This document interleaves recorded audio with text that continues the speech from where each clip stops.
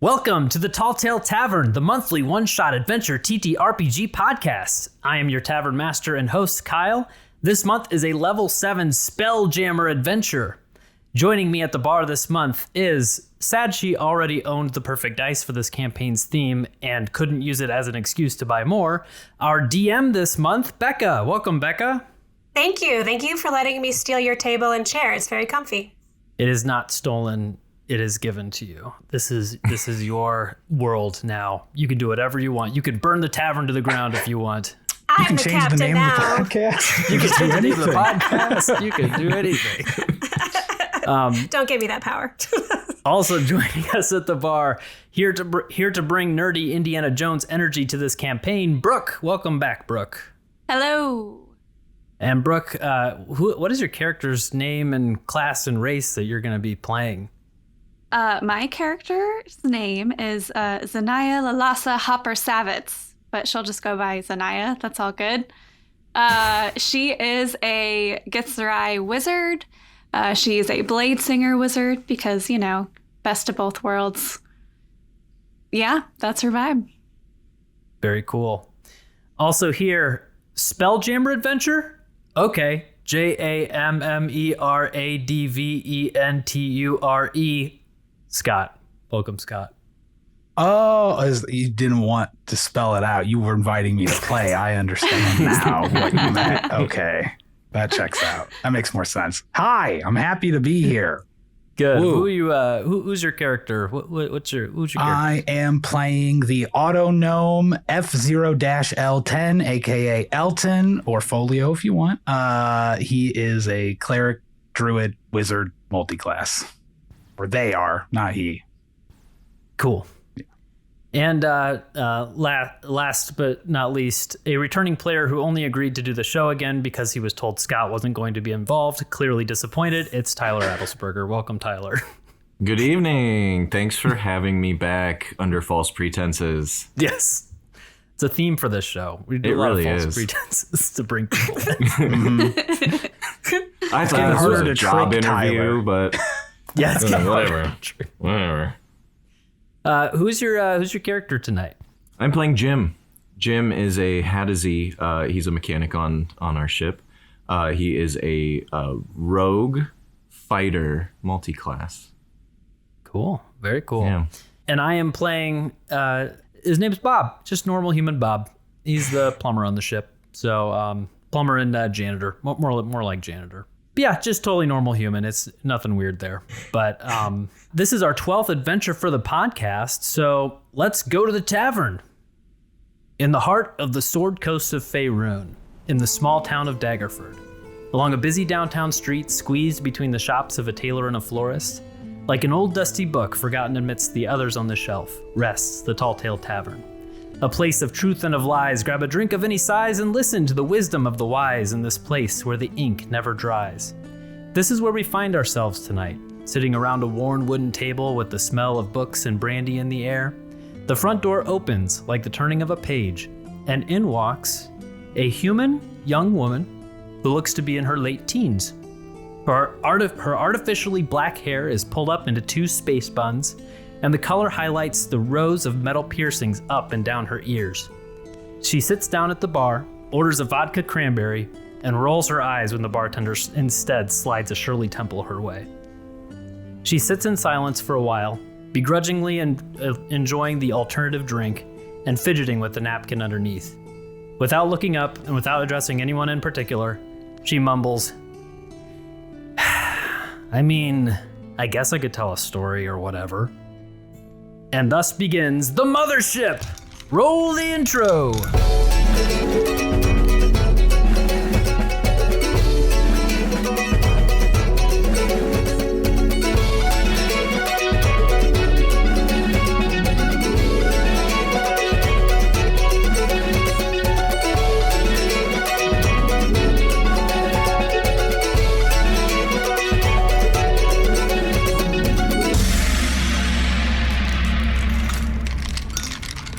With soft whirs and clicks, daylight simulators come alive, signaling the start of a new day aboard the Inquirer.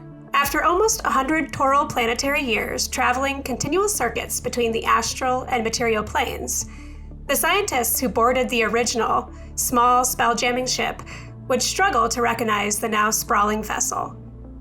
Shortly after Ada Hopper successfully implemented the Centralized Intelligent Magitech System, SIMS, people drawn to its provided safety and convenience began docking and integrating their own ships with the Inquirer, quickly building it into the hodgepodge space-traveling community it is today.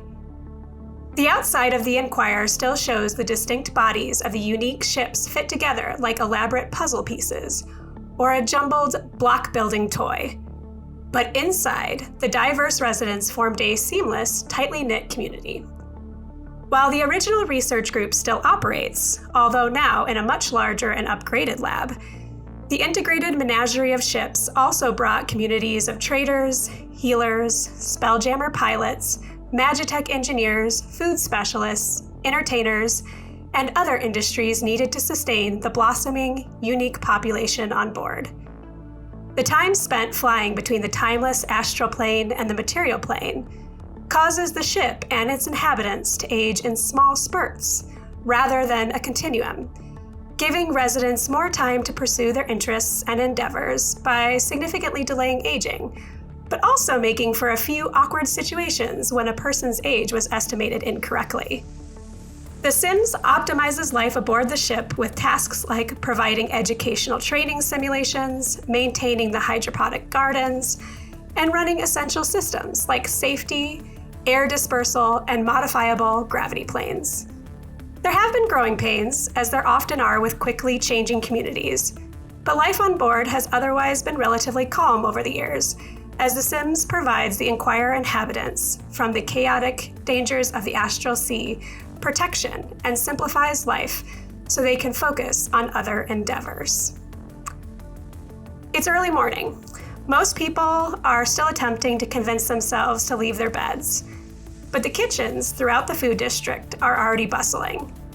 The air is thick with steam, heat, and the smells of breakfast foods from a myriad of cultures across the plains.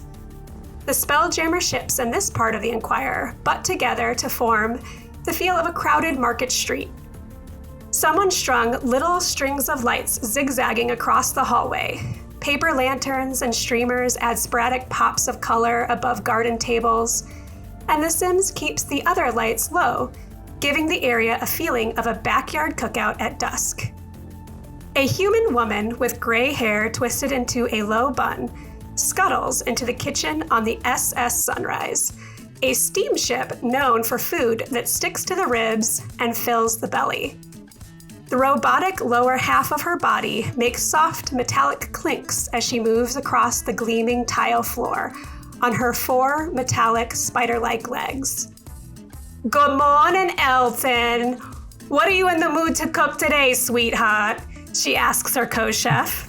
Scott, can you please describe what Elton looks like as his boss Rosemary joins him in the kitchen? Absolutely. So Elton is an autognome, like I said. He's sort of steampunkified, appropriate for this ship. His body is almost shaped kind of like an acorn or like a top. It kind of descends down and it's got 3 distinct sections on it that are sort of rotating counterclockwise, like with each other, like 2 with each other, 1 out of unison. And they're covered in like little drawers and slots and things like that. He's got seemingly like random pipes jutting out in between them in some spots and out of his shoulders that are just leaking steam. And he's very cheerfully going about. Right now, he's probably already like using a mage hand to try cooking something. He's using Gus to like open a cabinet and grab other things. Good morning, Rosemary. It's wonderful to see you. As usual, I am on the quest to cook the perfect omelet. So, do you want to do anything special today, sweet? I mean, you have full control of what today's special is. We got to do the favorites, of course. But you know, I always let you pick. What's the special one? The special one today. Tell me, what was the 3rd food that you had on your 2nd birthday? Bananas. Excellent. We're making banana cream pie for breakfast for everyone. I think that's a splendid idea. You always come up with the best ideas. I just love that you're not afraid to try things. So, Tell me, does Elton cook with his heart and soul or more from his mind? For Elton, I think those are one and the same thing. His entire essence is his mind. The steam that's radiating out from him is his magical being. It's almost like it's his spirit, his mind, it's everything. He does his calculations through it, and it's just leaking out of him because he spent a prolonged period adrift at the Astral Sea and tried to hook himself up directly to the engine of the dead ship he was on while wearing this magical pack that is also, I forgot to mention, always on his body, seemingly kind of built into his system. And while doing that, he saw a vision of a god or possibly overloaded his system with the ship's engine. Unknown, but since then, it's like he's on overdrive at all times with this mystical steam. All right. Well, you just signed up for 2 rolls then. So go ahead. Great. We're going to do 2 rolls. We'll see. First, let's do a d20 plus your wisdom modifier, and then add your proficiency because you have proficiency with cook's tools. Sounds great. We did really well on that. That is plus 10, so... Or wait, no, plus 7, so 12. Okay. Not great. And then, not actually great. 12's fabulous. Now do the exact same thing, except with your intelligence modifier. So d20, intelligence modifier, and proficiency. Even worse, a 10. I have the same modifier for both things. I was so proud of it, too. And yeah. And just immediately trips, right? Terrible. Rolled a 5 and a 3. Really doing well so far. Okay, so you and Rosemary start prepping in the kitchen and are gathering up all of the ingredients. So tell me, how does Elton make this banana cream pie extra special today? Okay. I don't even know what actually goes in a banana cream pie. Someone who's never baked a banana cream pie. I know 2 of the ingredients. Bananas and cream. So he finds as many cream-colored objects as he can, cream-colored foods, and adds them to the banana cream pie. He's not really positive what goes in one either. So all cream-colored. He's analyzing every ingredient in the kitchen to see what falls into the cream spectrum, I guess, of color. This sounds delicious already. Yeah, that sounds great. Yeah, so as you are doing this, Rosemary has always kind of let you take your creativity in your own hands. She's always been very encouraging in this regard. So she's kind of letting you just explore the kitchen. She got out a cookbook for you, but she kind of just set it to the side so you could follow it if you wanted. But she pivots back around as you are finishing up jamming as many cream-colored objects into a pie tin as possible.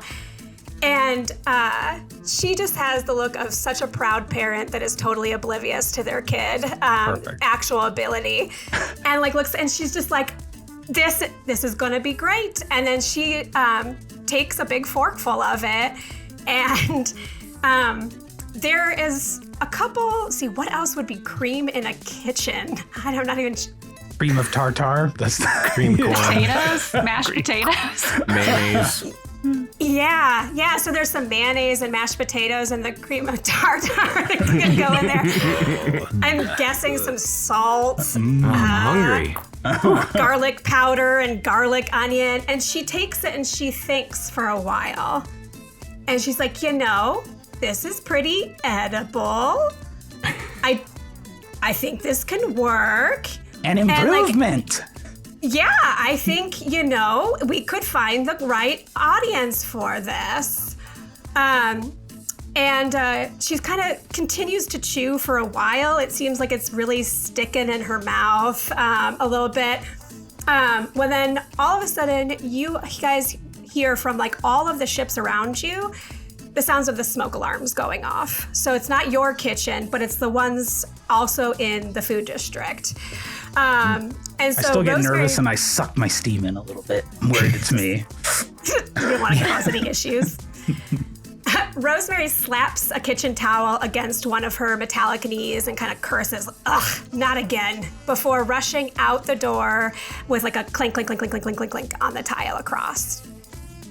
Out in the streetscaped hallway, the smell of burnt food dissipates through the air as you see workers from 6 other ships and using towels and cutting boards to fan clean air into their smoke-filled doorways.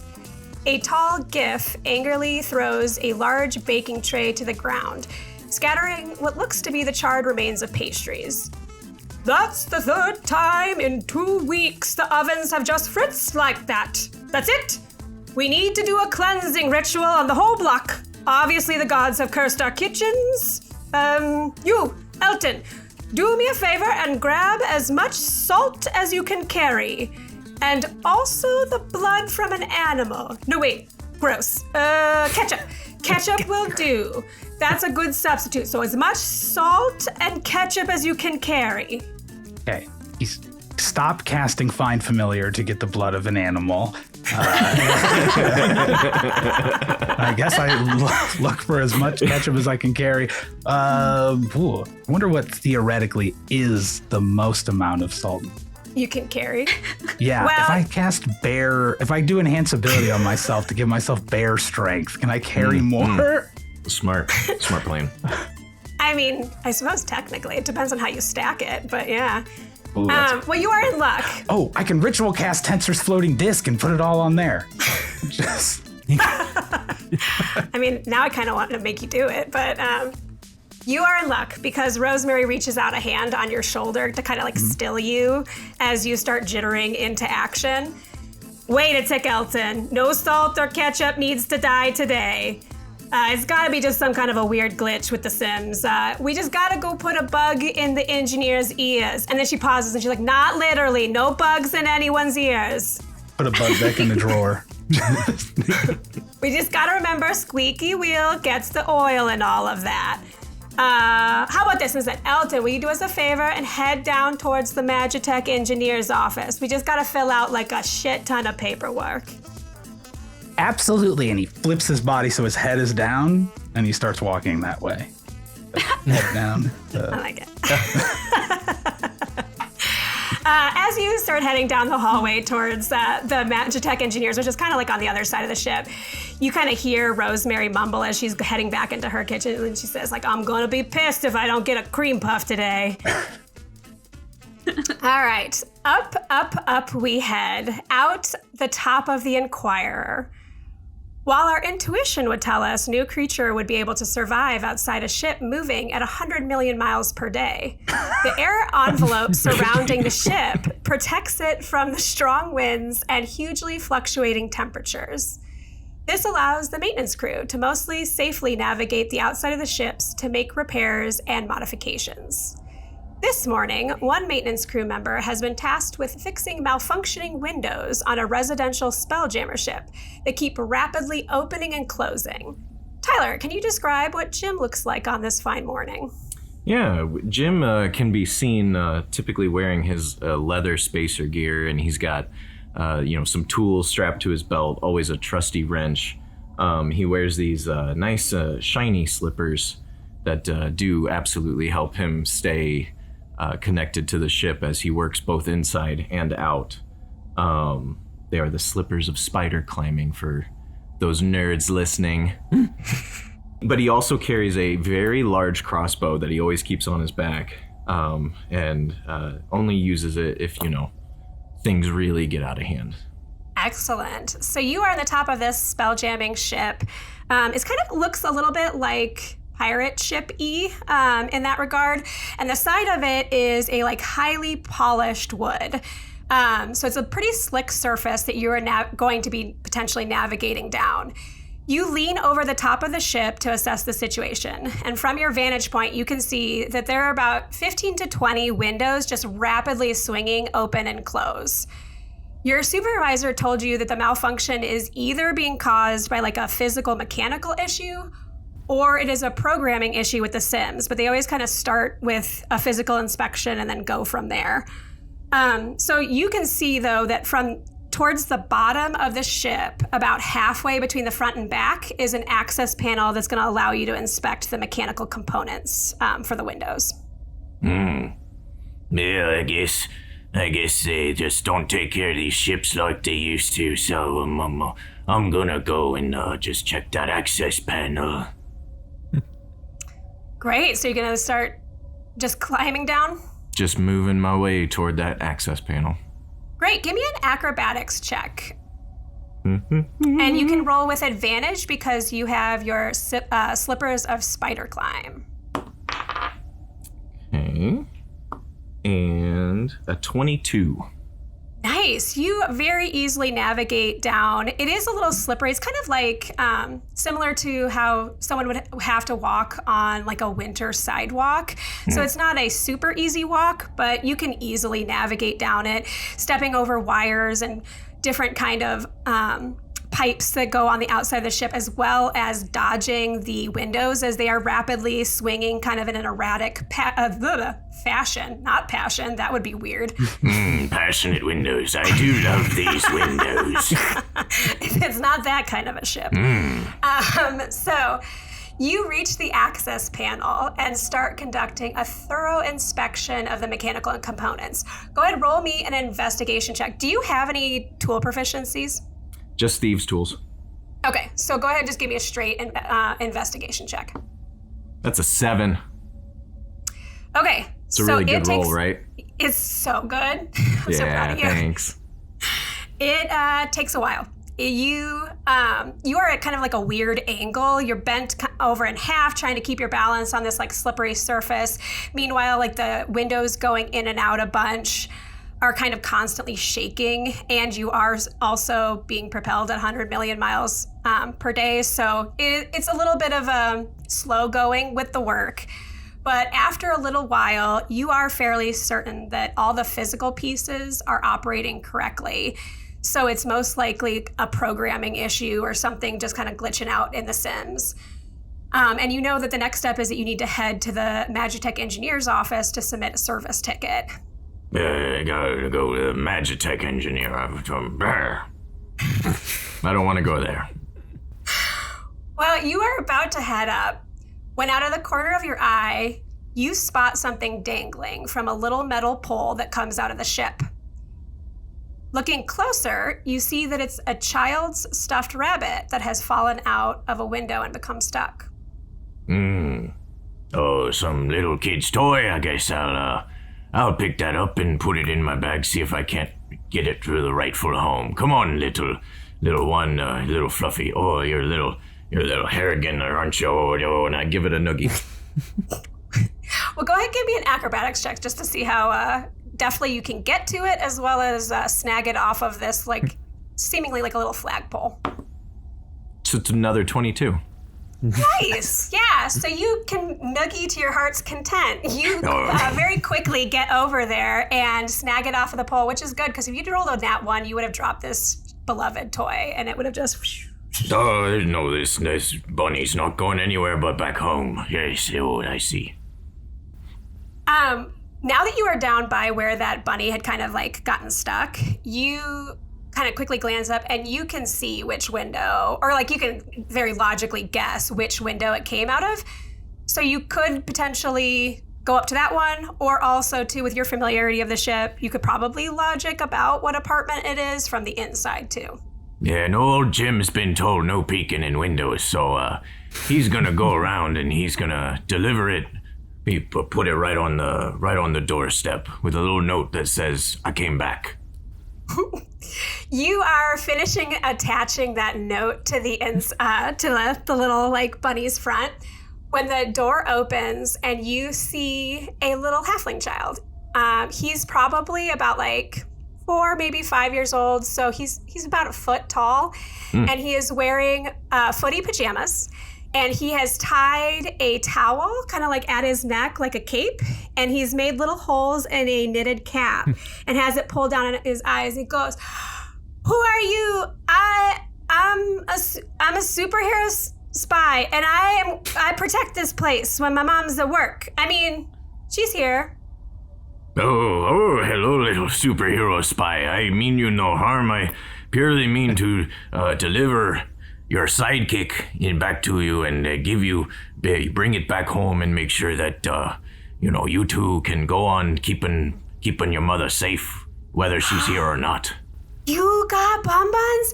I was saving him from the evil Dr. Broccoli, and then the window moved and he fell, and then my mom had to go to work, but she said she was going to do a ticket. I don't know where the ticket goes, but she's going to get it. But you got him. Are you the ticket? I'll be the ticket man today. Yes, I brought him back. Your mother did. She asked me to return him, and as I was out there doing my job, he gave me a hand fixing, the old what's-its. I'm gonna figure these windows out for you. You watch out for those bad guys, though. Yeah, I will. I'm a pretty strong superhero spy. You look strong. Thank you. My mom says I can't be like a real one until I learn to tie my shoe like all the time, or I can put a fitted sheet on the bed. But that seems like impossible. Those are real hard. Oh, yes, they are, young lad. Yeah, that's not a fight worth having with your mom. But certainly do your best and keep your eye on the prize, and you'll do it. Okay, bye. And then he just closes the door. Perfect.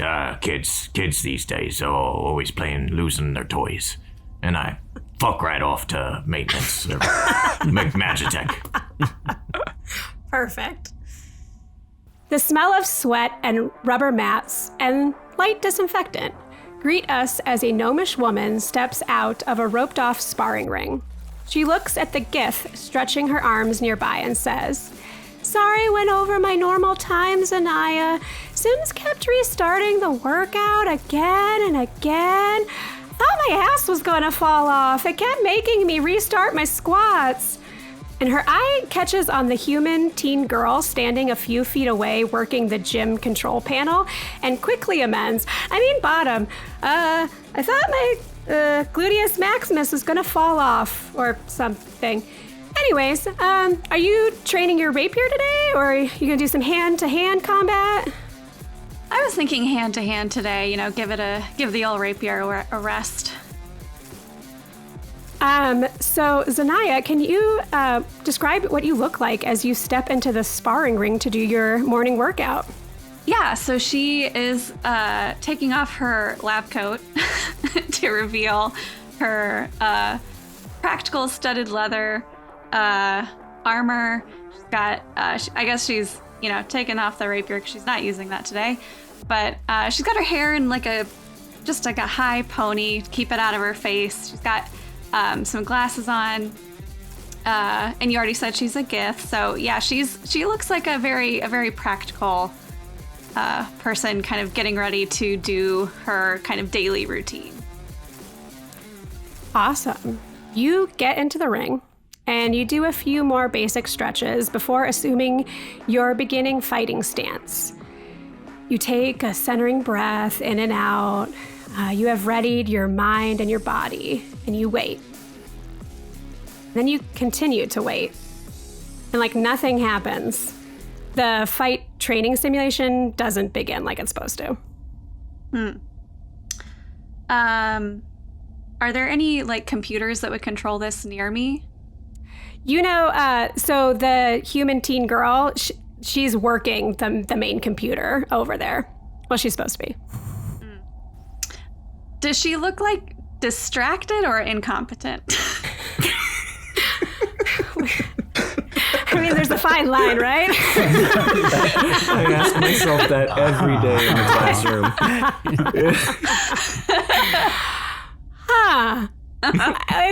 She looks... Yes. She looks a little bit of both. Okay, Zanaya's not gonna bother with her at this moment, and she's gonna just try to use her knack cantrip if she can use that to fiddle with the system at all to get it going. Whoa. Yeah, so you reach out, and what does that look like when you use that cantrip? What does it actually do?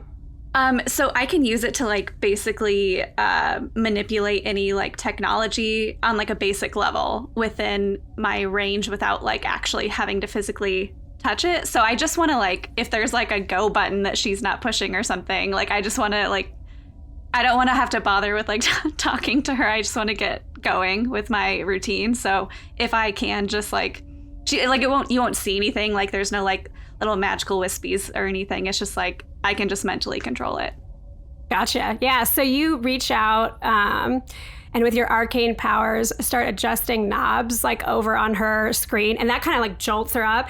And she kind of looks around and she goes, oh, sorry. And then she kind of like reaches down and like finishes with like poking the buttons. And you're like, you're good to go now. I'm going to go change the towels in the locker room. Have fun beating up fake stuff or whatever floats your boat. And then she like walks out. Thanks. This time the simulator starts like it's supposed to and starts putting you through the paces with a projected instructor sparring with you. What's Sanaya's fight style like?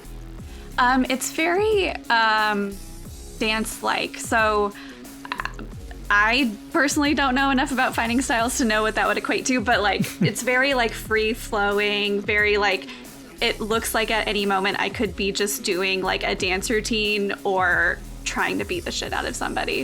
Is it like Capoeira. Capoeira. Yeah. Okay. I was thinking of the only dancer/fighter I know, which is River from Serenity/Firefly. Yes. Yeah. See, I immediately think like Pearl from Steven Universe. Yes. So, yeah. You expertly complete the warm-up and the first round of true exercises. But when it would usually pause for a brief hydration break, you see the projection kind of like go staticky for a second, and then it just like continues right into the next exercise. And you work out like every day. You may change out what you do, but you do this every day. And after like 100 years, you kind of know what to expect, and you feel that it has jumped up in difficulty. Go ahead, give me a Constitution saving throw. Ooh, okay. Oh, that's a nat 20. Nice. Ooh, first one, nice. Yeah, so it ramps up. You are a seasoned pro. You have been doing this every day. You're toned. It is no big deal. And then you get to the end of that round, and then you see it glitch again, and it ramps up in difficulty again. Go ahead, give me another Constitution saving throw as it comes at you harder and faster with no breaks. Ooh, that's also really good. All right, hold on, sorry. That's a 22. Nice, yes. You are starting to sweat, but you handle it with no problem, and you think it actually is like a little fun. Like you're not getting thrown. This is a nice little switch up. It's rare that you actually get a truly unique workout that you haven't done before. So you finish that round of exercise and then it starts again. Go ahead, give me another con saving throw. All right, here we go. Oh, cocked. Okay, that's a 14. You are starting to get winded. It's like you can feel the lactic acid building up in your muscles and they're starting to burn and be uncomfortable. Like you have been in real combat before. You have worked out constantly, but usually it is not this extended, and usually you can have like a breather when there's some sort of other interaction in there. Give me one more con saving throw as you get into the next round of exercises without a break. 15. So the whole time the DC has been creeping up as your body is starting to get more wear and tear on it. With this one, even though it is a little higher than the last one, you hit your breaking point and you go in for a particular kick and lose your balance and you fall to the ground, and your vision is starting to do that like speckly thing that happens when you can like stand up too fast or have really high blood pressure. Not that I would know what that must feel like. So you get that speckle feeling and it gets like blurry, and you can see through the kind of like the sweaty haze that the simulation's still going, and it starts coming at you. And you can feel like you're like, I know this logically is not gonna like hurt, but it's not gonna feel good what's about to just happen. When then all of a sudden it just like cuts off. And you hear a whoa from across the room. And through your bleary eyes, you see that teen worker standing at the control panel, and her eyes are like real wide and freaked out. Are you okay? Yeah, I just need a second. She's, like, so she walks waffling a little over. She gets you a glass of water from this like special tank that's in the gym. You know, it's this special like restorative water that's in the same family as a healing potion, but like in theory, people shouldn't really be losing HP in a gym if something doesn't go horribly wrong. And it's more just to help your body recover really fast. So she kind of like walks over and hands it to you. Are you sure you're okay? You're moving like it hurts to breathe. Like your bones hurt just by existing. And then she kind of like leans in. You're moving like you're in your 30s. Ugh. No. It's fine. Just give me that. All right. She just chugs it. Okay, well, what happened? Did you just like ramp up the level or whatever? I didn't do anything but get it going like normal. I don't know. It's never felt like that before. Did you change like a setting or something? No, I mean, it's pretty self-explanatory. You just kind of like put in go and then it goes. I don't know. At the last second, it felt like it was like coming at me, but no, I just need to sit down. I'll be fine. Okay. I think like my boss said that like when stuff like this was supposed to happen, we're supposed to like do something. But I don't know. Like, I don't think I'm supposed to leave. I've only worked here like a week. It's fine. I know what paperwork to fill out. I can take care of it for you. And she gets like a sigh, and you can tell that she was really nervous about like actually getting in trouble and not doing a good job. And she's like, okay, well, you want another cup or something? I'm feeling okay. Sorry. Yeah, sorry if I was short. I felt really weird for a second. Yeah, I'll take care of the paperwork. I'll let you know when I have it done, okay? Okay, thanks. I guess I'll see you tomorrow morning. Yep, see you at the usual time. Great. And then eventually, when you can move, you head on up to the engineer's office. Not far away in the Inquirer's entertainment alley, a lone janitor pushes a small cart of equipment up to the doorway of a karaoke bar that reported multiple burnt-out light orbs during closing the night before. His mop still damp from cleaning the training room locker rooms. He pushes open the door and steps into the bar. The exterior hallway's lights are low, as most people won't return to the area until that evening, but the man can see clearly in the dim light. The automatic lighting in the bar flickers on as he pulls his cart through the door. Kyle, can you describe what Bob looks like this morning? Yeah, Bob is a middle-aged looking man with short hair and mustache and wears a shirt with oh, that's good.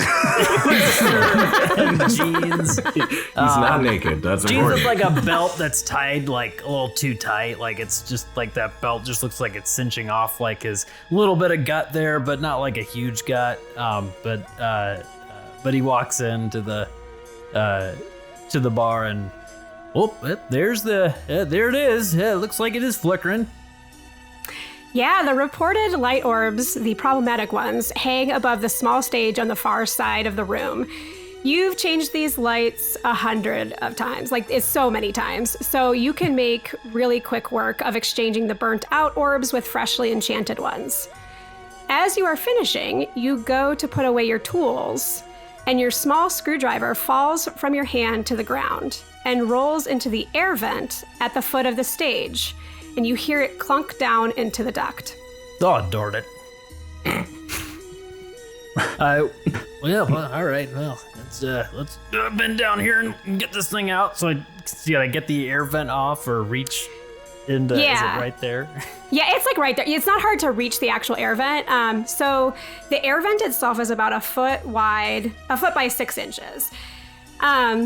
You quickly pull the cover off, and you can see that the duct itself drops down 15 feet before it kind of turns and heads horizontally, and the screwdriver rests at the bottom of that 15-foot drop. 15 feet. Yeah, arbitrary number, not selected by the DM for any particular reason. So how big did you say this? It's like 1 foot by 6 inches. Okay. I want to look around. Is there anybody in the bar right now, in the karaoke bar? Nope, there is no one around. You can do an investigation check if you want to be super certain, but you didn't pass even anyone in the hallway. Okay, I'm pretty certain then that there's nobody in here. I'm thinking Bob kind of looks around and then like kind of sucks in his body a little bit and tries to squeeze in there with his legs out splayed so that he is holding on to the outsides of this vent and lowering his body 5 feet. And then he stretches his arms out 10 feet to try and reach the screwdriver. Ah, yeah, so he Gumbies it. Nice. Normal human stuff. Yeah, total normal human body configuration. I saw Michael Jordan do something like that in Space Jam once. So I'm pretty sure it's normal human stuff. Totally normal human stuff. Yep. I love it, and so yes, it will be happening. But I will require an acrobatics check from you just to see how well you can like perch yourself and your Gumby body in there. Ooh, that's a 19. Nice, good, yeah. So you are able to stretch and kind of spiderweb your body across that opening as well as stretch down into it. However, there is one feature trait, I believe, of your amorphous shape, right? And that is that you cannot be wearing clothes while you do it. Is that right? Correct. He's not wearing clothes though, but he. Oh, that's right. Yeah. Okay. He sure looks like he is. Yes. It's a skin suit. So, I don't trust this man. I don't want to bump into him like in the hallway. Oops. Whoopsie. So you stretch down and you are easily able to grab the small screwdriver that fell to the bottom. And you have kind of actually like, you're pretty much fully in the duct at this point to get down that far. And basically right after you grab the screwdriver, you hear the door to the bar open and close. And you hear, yeah, I had to come pick up my wallet. I think I left it behind the bar last night, and I want a cream puff real bad. Oh, that's weird. The lights were on. Hello? Anyone here?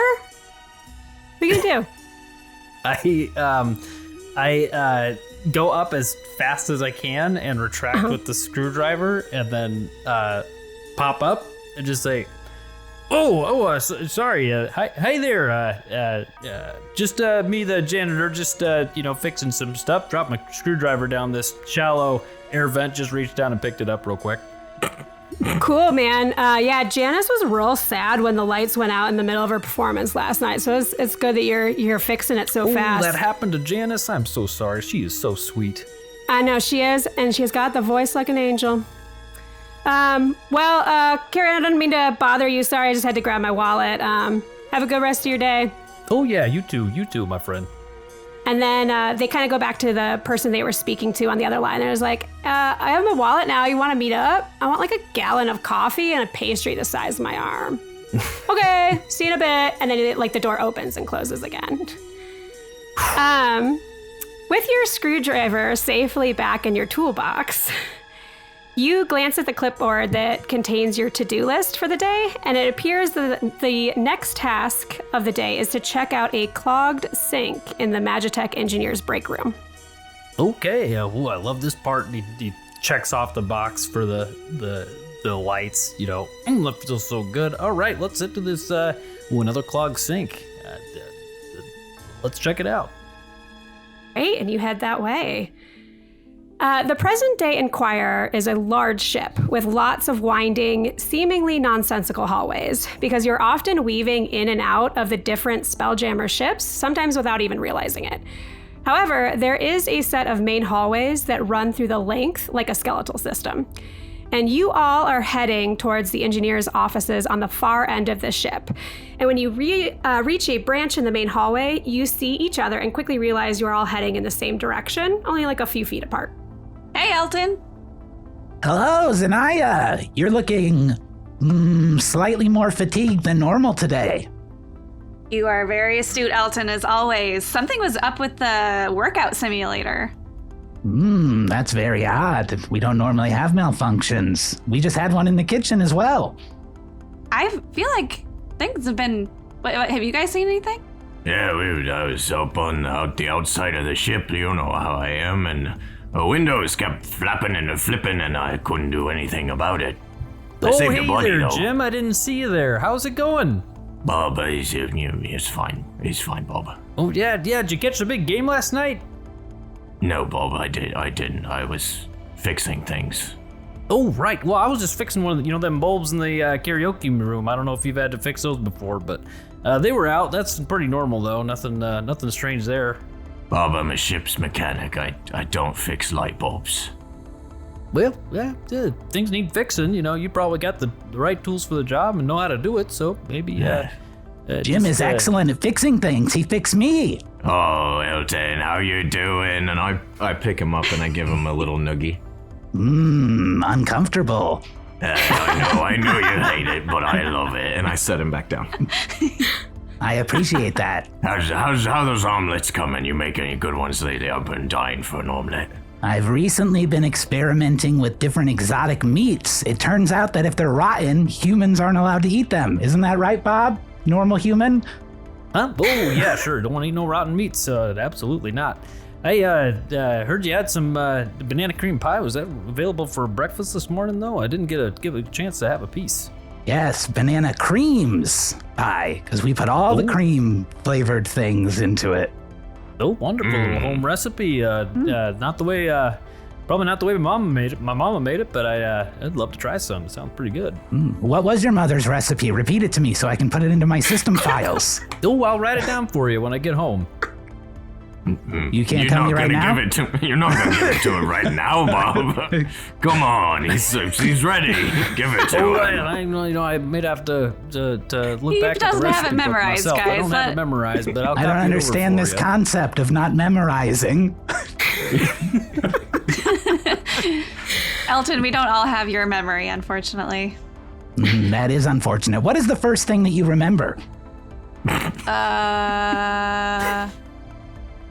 I don't know. I don't know if you can identify that. Vexing. Walking together, you round another corner, and you see 3 magitech engineers, distinct in their yellow collared shirts, messing with a door. You all recognize the dwarven woman standing a few steps behind them, leaning against the wall. Ada Hopper. Her red hair is piled in short curls at the top of her head, slightly obscuring a pair of safety goggles that she has pushed up. A pair of oversized metal-framed glasses rest on her round face, slightly magnifying the smile lines she's earned in the corner of her eyes. She is dressed for work in a white button-up shirt under a pair of worn, comfortable baby blue coveralls and bright purple safety boots. The only jewelry she's wearing is a single bracelet made from pink ribbon strung with colorful, mismatched children's craft beads. She spins the bracelet around her wrist and chews on a fingernail absentmindedly while she watches the engineers work with like a kind of slightly pained look on her face. And you see her start to step forward like she's going to interrupt a couple times, and then she catches herself and takes a step back against the wall. And then as you guys approach, she glances over to see who's coming, and you can tell the moment her brain processes you all because her face breaks into a huge smile. She extends an arm out to embrace Zanaya in a one-armed hug around Zanaya's waist and kisses her shoulder, a gesture she adopted when their height difference made any sort of forehead kiss and bigger hug impossible. Good morning, all. FO-L10, I hoped I'd get to see you. Your eggs yesterday were something else. I appreciated the jolt I got when I first bit into that surprise bite of apple. It was really great, and I appreciate how you aren't afraid to explore flavor. Yes, I love exploring different flavors. For instance, tomorrow's eggs, we're going to compare the difference between pineapple and pine plus apple. Oh, that will be very refreshing. Yeah. Bob, Jim, your work on the aquaculture tank was outstanding. Much less fragrant now. Gladys Night Scorcher has sent multiple thank you notes, so thank you for making us all look very good. Well, thank you. Yeah, no, just all part of the job. We fixing things is what we do, what we like to do. Ain't that right, Jim? No, that's correct, and you're just a sight for sore eyes, Miss Hopper. I just love seeing you every day in here doing your engineering stuff, and it was a pleasure to do that for you. Go ahead, give me an insight check. You can all do it if you want, but specifically Jim. Jim can do it. I want to do one too. I want some insight. Bob is not insight. Is not. Elton got a 16. Oh, nice. Let's see. We'll say, yeah, both of you. You see a little color rise up on Ada's cheeks. They start to like get a little stained pink, and she's like, "Oh well, it's always a good morning to see all of your shining faces too." Wait, where are you all headed so early? I didn't realize you all were friends. I just realized that. That's so great. You should all come over for dinner tonight. I'm making spaghetti, and not to brag, but Zanaya has called my spaghetti edible multiple times now. Ooh, that sounds like a lot of fun. I could, I got a couple board games. I don't know if you'd bring them over. Maybe we have a game night? I think that's a great idea. We'll make some edible spaghetti. Maybe we can have some side of eggs or something and play board games all that. And then you hear like a clank, clank, clank, clank, clank, clank as the engineers start like just hammering the crap out of the door on the other side of the hallway, just desperately trying to use crowbars or anything. And she kind of just like rubs and she's like, I'm so sorry. I've never seen this repair method before.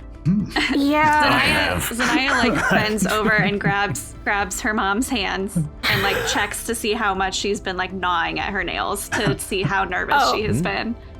Yeah, no investigation check needed. They're annihilated. Her like hand has been, and you can also actually see too a little red mark where she has been just constantly turning that bracelet that you made for her, like 90 some years ago, and she's just been constantly turning it as she's watched these very competent engineers handling the door in front of her, trying to not micromanage them. Mom, you're obviously really anxious. What's going on? No, okay, well, so there have been some glitches, and we have been trying to get into the old Sims to see what's been going on because, glitches happen, like, they just happen periodically, and usually they're just like small little like annoying things, but they have started to increase, and overnight the air purification to the healer's ward went out, and so their air envelope is not getting refreshed anymore. So now we're treating patients in the hallway, and we've been trying to get into the old Inquirer so that we could see what's going on if there's any physical issues with the Sims, but we can't seem to get through the door. The access panel that we would usually, and you kind of glance over, and there's an access panel that, these are pretty common around the ship. There's a few different types of door accesses, but this one is one that would like, people who are authorized would be able to put their hand up to it, and that would cause the door to just open from the middle. You guys all know that it is very unusual that a set of engineers, let alone Ada Hopper, would not be able to access any part of the ship because the engineers in general are kind of authorized to go in and out as needed to fix different issues that come up.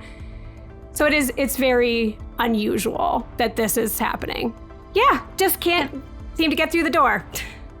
Well, maybe it's a stuck door jam. Maybe I could take a look here and see, and the door's right there. You could walk over and check it, right? I think. Yep. Yeah, it's just right. Yeah. Yep. Just there in the hallway. I want to see if there's anything that Bob could do to help. His sweet Bob wants to help. But so you're gonna try to do like an inspection, or are you gonna try to like muscle it, or what are you gonna do? No, I was just gonna do an investigation. Yeah, go ahead, give me investigation. Oh, actually, 16. Nice. Yeah. So you can see that they have, so far, what they have tried is they have tried the actual hand panel. They have also tried their engineers like override cards that they use as a backup when the doors will glitch. And then they have also started to try to like muscle it open with their crowbars because there's not really any true like wiring access panel from the outside. So there's no kind of like trying to get into the mechanical components. So it's either use the panel or muscle it open is kind of what they have determined. Well, this looks like a job for someone more specialized in electronics, but I can certainly try to muscle it open if anybody wants to try the panel. Yeah.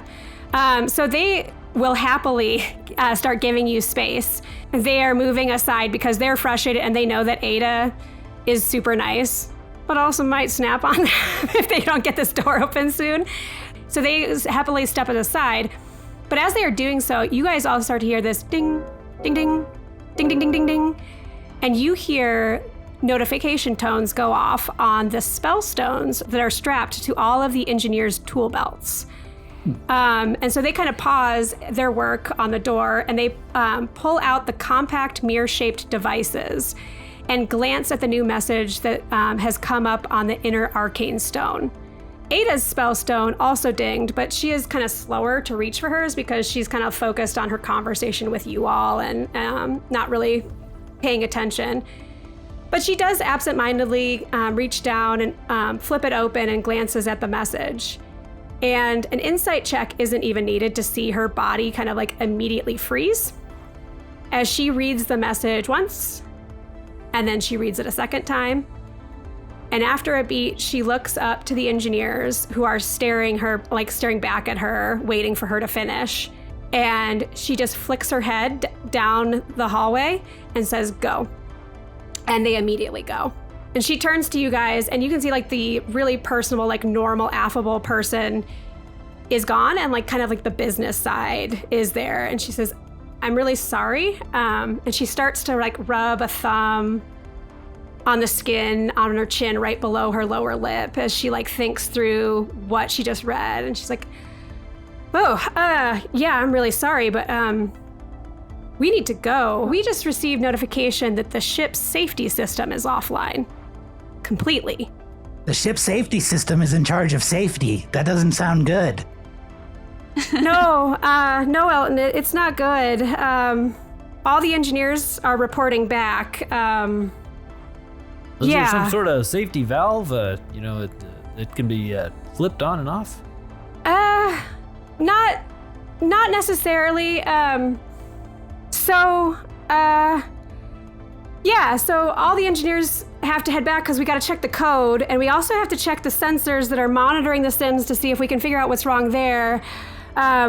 But we also need to get into the damn sims to check the sims to see if it's working, but this damn door won't let us through. And she like slams her hand repeatedly into the access panel as she's saying it. And she is completely snapped for a second and then pauses and she like looks mortified. She's like, I'm so sorry. Could Elton would knock open this door maybe?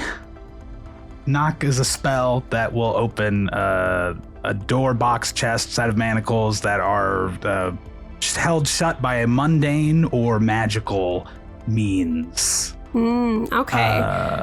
Go ahead, give me an Arcana check because to see if like Elton can kind of figure out if it would work in this particular situation on these doors. Okay. God, I have terrible rolls, but a 15. Okay, yeah, that is high enough to kind of know. I rolled a 5. I haven't rolled higher than a 5 this whole time. Oh no. You, with that roll, that is a pretty solid one. You know that like the technology on board the Inquirer is a little wibbly wobbly in like kind of defining what controls what. So at its core, like most of the things and the different technology pieces that are around are spells of some sort. They're controlled in a lot of ways with like arcane objects and magical objects. But then it's compounded by the fact that there's the Sims, which like, yes, it is arcane, but it also has like also advanced past that.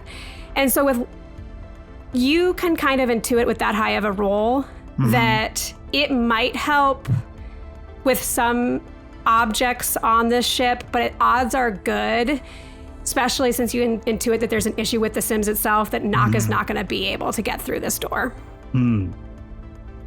I still just knock. That actually opens it. You solved my puzzle.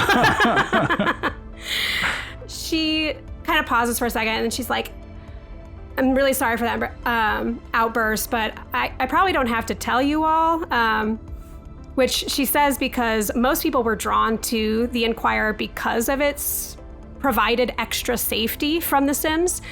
And she continues and she says, but without the ship's safety system, we are essentially a sitting duck.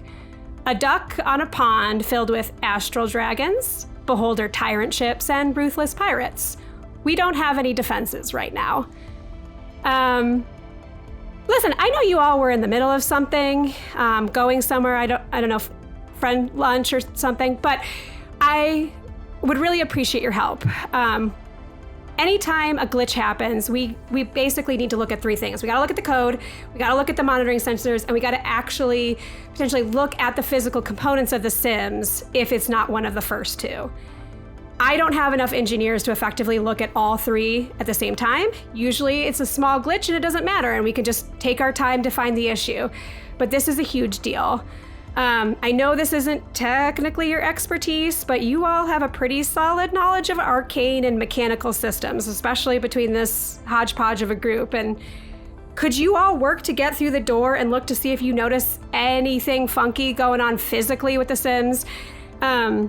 Let's see, what would be helpful? About 30, 40 years ago, it started acting funny, but it turned out there was just like a water leak that had caused some of the wires to corrode. So it could be just something as simple as that, hopefully. If it isn't, or if you like all end up just needing more time, I'll send engineers as soon as we finish in the office, but like maybe you guys can just get a head start. And seriously, you can totally say no without any guilt at all. Like, we can make it work, but it would be a big help if someone is at least trying to progress this. Mom, it's fine. It's fine. I'll help.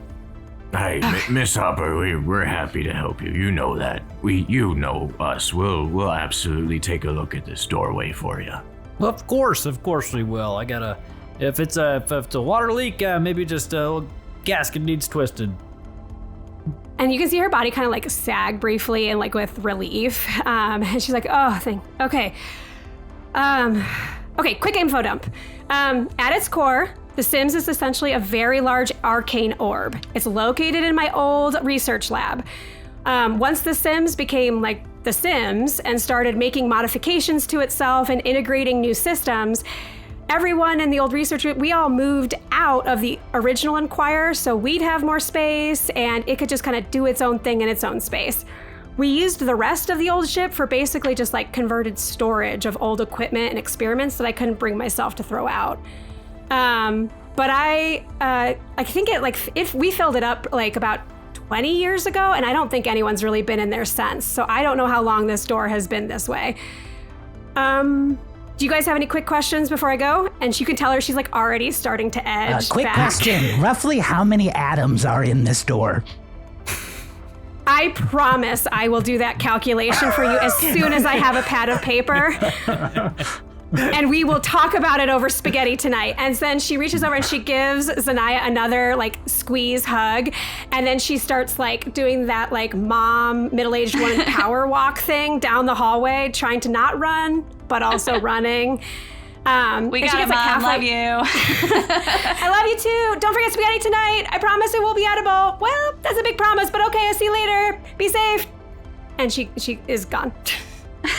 She doesn't need to worry. I spent hundreds of years adrift in the Astral Sea and we never encountered anything. My wizard companion starved to death long before anybody found us. Yeah, I think the issue, Elton, we might be a bit of a bigger target than your spaceship. That's a good point. There are a lot more atoms in here. Let me start counting. Well, let's take a look at this door. And Jim's gonna walk up to it and just do another kind of glance. So we've got the pad here, and we've got muscling it open. Yeah, I could do like a detect magic. I could do that as a ritual, or I could just cast it. Do I have some of my arms on the crowbar there? Like there's like a crowbar in it, right? Yeah. They had like a crowbar in there, and I interrupted you. If you wanted to try to do the like a strength check to try to see if you could muscle it a little bit, you are welcome to. Just let me know what you guys would like to do. Really, if he gets it at all, I can turn into gaseous form with a spell and just slip myself through. I don't know about the rest of the group, but maybe it'd be easier to open from the other side. Hey Jim, maybe if you get on the other side of this crowbar, maybe you push and I pull. Maybe if we do it together, maybe we can get this door jimmied open. Yeah, I'll help you out. I'll go on this other end and I'll pull. Or push, whichever one you said. I'll do the one that you said. Well, I can't get to the other side of the door, but I'll help from this side. Yeah, I can. Great. Do you want to do... Oh, yeah, so do you want me to... do we do like help action or I guess advantage on me, or if... Yeah, so you guys, one of two ways, I'll let you guys choose. You can either do help action, one of you with like advantage, or you can do a group strength check, and we'll do like it. Then it's just majority. So depends on what you guys want to do. Are we doing athletics or strength? I'll let you do athletics because I think you'd have like additional modifiers to that. Can I abstain if I have a -1 to strength? Yes, you may. You may would abstain. rather give the help action. Okay, If I can. great. I can Yeah, give then go ahead. guidance on this I'll do that. to somebody. I'll if do. How somebody about I wants- roll with advantage? Yeah, Okay. that sounds great. I'll roll Athletics with advantage. guidance if that works. Okay. Then split it.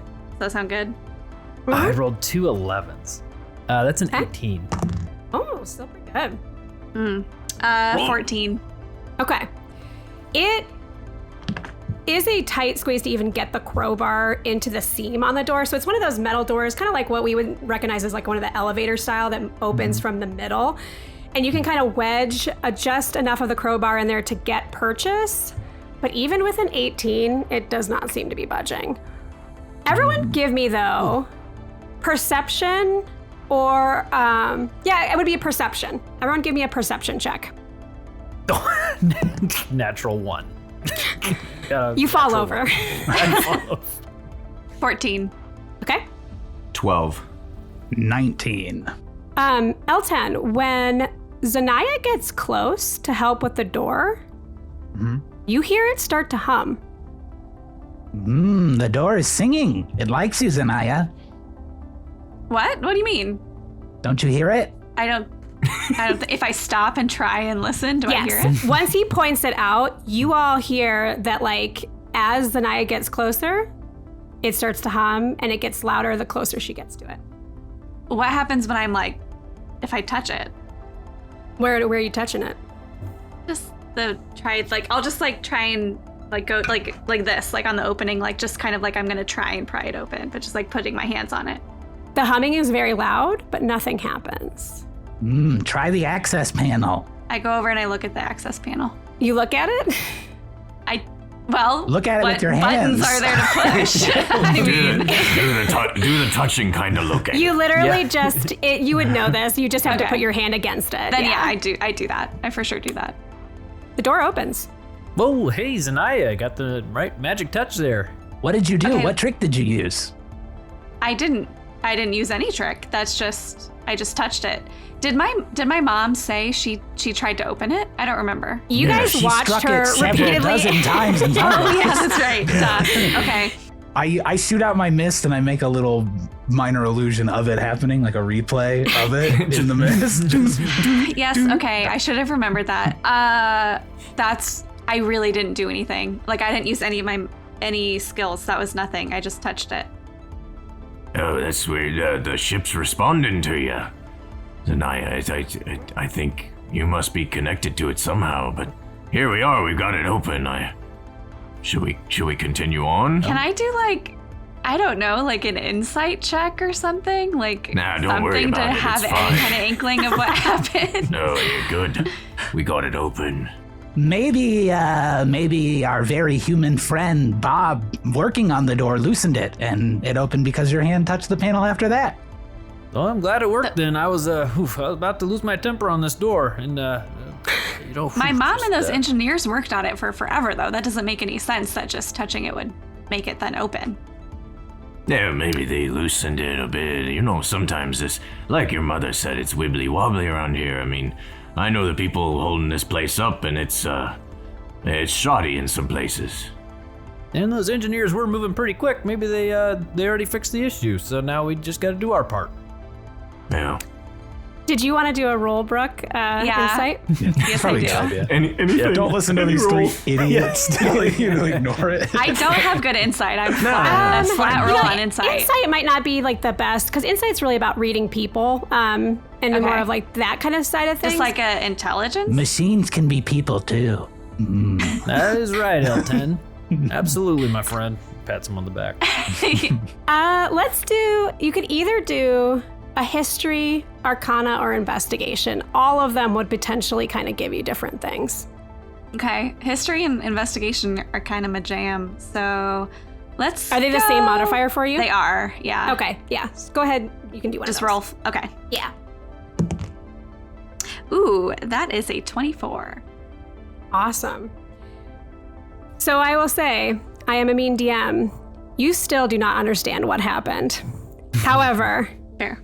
it is very interesting to you that, like, you of all people, with your connection to this ship, like, you were born on this ship, actually, the Inquirer, the old Inquirer, not like the expanded one. So it tickles your brain in some way that you can't quite put your finger on, that there is something to do with your particular connection. You are right there, that it is you specifically that was allowed to open that door. I just keep that to myself for now. They all seem very insistent that that's not what's happening. Nothing And I to don't want see any more of here. their guff. We're holding hands, whistling down the hallway, like, woo-hoo, we're good. Yep. You told me you didn't do anything, so why would I think that it had I anything to didn't with do you? anything. As you step through the doors into the old Inquirer, you are greeted by the smell of stagnant air. In the faint glow of backup lights, you see boxes and other storage containers that line the hallway. All are labeled meticulously with a coding sequence of the old research protocol contained within. You pass by doors to old crew cabins, long emptied of all useful items and refilled with old equipment that no one had the heart to press Ada to throw away. The hallway dead ends into another set of double doors labeled with a small plaque that reads Experimental Chamber 1. Ooh, what's in here, Zanaya? I mean, I don't know specifics, but my mom, I mean, she has all kinds. She's been doing experiments her whole life. And we've all lived up here, over 100 years now. So anything could be in there. I kind of want to walk toward the experimental chamber 1. Kind of want to look at what's in there. Elton's going to start walking that way, distracted from whatever it is we're trying to do now, that there's something. Awesome. Ooh, experiments. So Bob would try to bring his janitor cart with him if it fits. Sorry, I don't that's know- so I don't funny, know like how- mental image. The door Yeah. opened wide, I think, in this area. Yeah, it's a full so- doorway. Like, Okay. you can bring your janitor cart. Yeah. Cool. That's a great mental image. I'm sorry, this doorway is 0.8 janitor carts wide. Yeah. Don't worry, I'll shrink it with magic so we can get it in. A tiny little cart. Yeah, so I will say this is basically experimental chamber 1 is like that is where the hallway goes. There is no other way. So, Yeah. I mean, I guess I should ask Becca, maybe, like, would my character have any inkling of what these experiments are?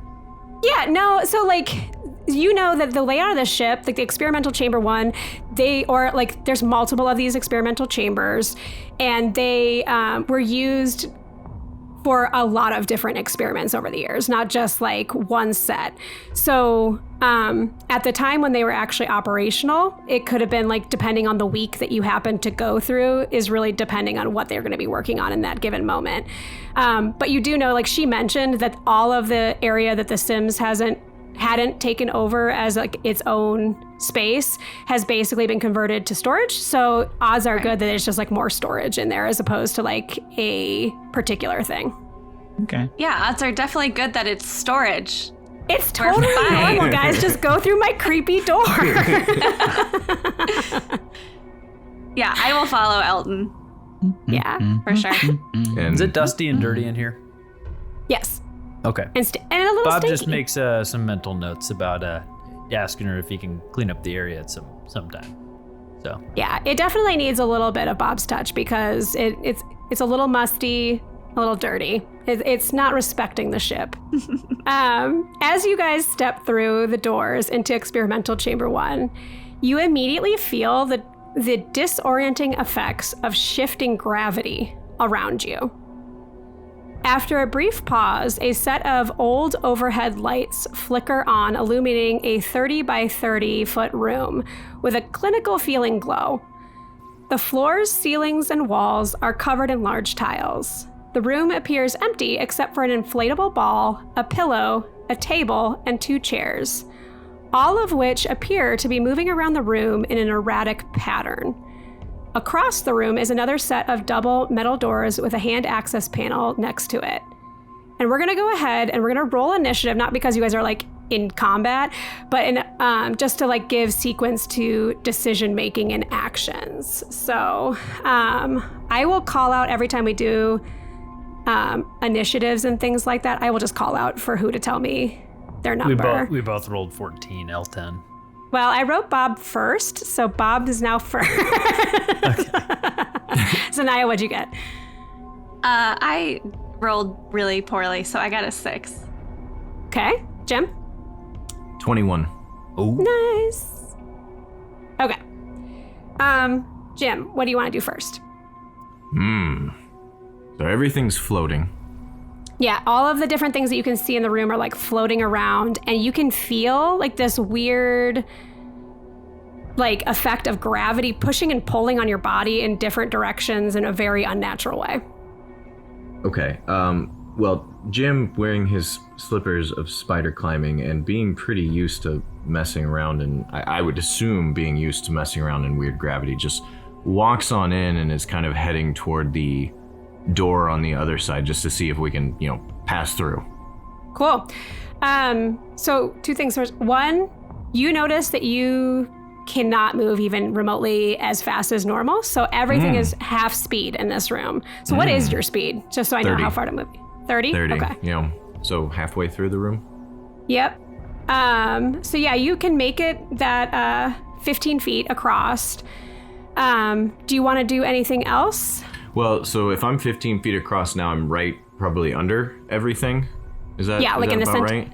Yeah, they're kind of like moving all over the place. So you actually, like, as you were walking across, you had to like dodge a chair as it was coming, and like the pillow kind of like brush against your arm. Okay. Yeah. Can I maybe use my action to make a specific check on the stuff that's floating? Like, is it literally just following like gravity, like it hits, it bounces, or does there seem to be some kind of order to it? Go ahead, give me an investigation check. Or perception, I would take either. Nope, that's a nat 1. No. You fall over. Fall right down. Well, actually, speaking of that, go ahead and roll me a d12. Who rolls a d12? Who? Well, you right now. My barbarian when doing damage with his great Yeah, okay. axe. Yeah, damage rolls. Stuff. That is a 3.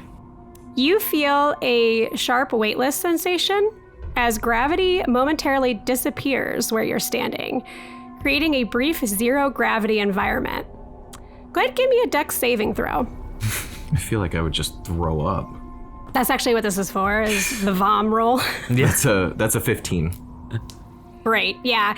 You are very quickly able to acclimate. It's probably because of like all of your time spent navigating very precarious situations. You start like zero gravity floating through, but you are able to kind of quickly course correct. And you are still floating, but you don't take any other ill effects with it. So next, Bob, what do you want to do? Hey, looking good there, Jim. You floating around? I guess so. Not really sure what's going on in this room. All right, here, I'll come right up there and help you.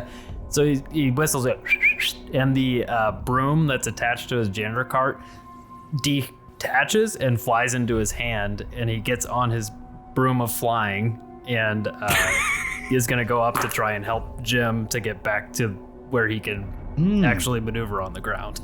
That's Flying awesome. in weird gravity fields. What is your fly speed though? Because the gravity weirdness still does affect the speed. Okay. But I think the broom of flying is. I'm gonna have to pull up the item real quick. I mean, you could most likely get I totally think it's to 30. Broom of flying. Ooh, it has a flying speed of 50 feet. awesome. And it can Yeah. so carry you- up to 400 pounds. Yeah, okay. Oh, well, that's a good question, Jim. Did you eat breakfast this morning? Are you going to be able to fit on this broom? Did you have some of the pie? Oh my god. I did not get to have samples of someone else's The pie. flying speed does become 30 feet when I'm carrying over 200 pounds, though. So it's only. That's probably with the two of you, right? Yeah. Yeah, for sure. Probably. Yeah. It'd be over Okay. 200 pounds. Okay. So yeah, you can easily get to him though. Go ahead, give me a d12 roll, please. Oh, do you want to do anything else too with it, or do you want, or with your turn? No, I was just gonna try and get him to Get a place him, where yeah. he was, not floating around. My D12 is 6. Okay. A concentrated stream of gravity tries to pull you in a specific direction. Go ahead, give me a D4, please. 3. How high off the ground are you flying, out of curiosity? Well, I was gonna go up to his height, I guess. So Okay, so you're at about like 10-ish feet, I would say. Okay, yeah. That is, yeah, okay.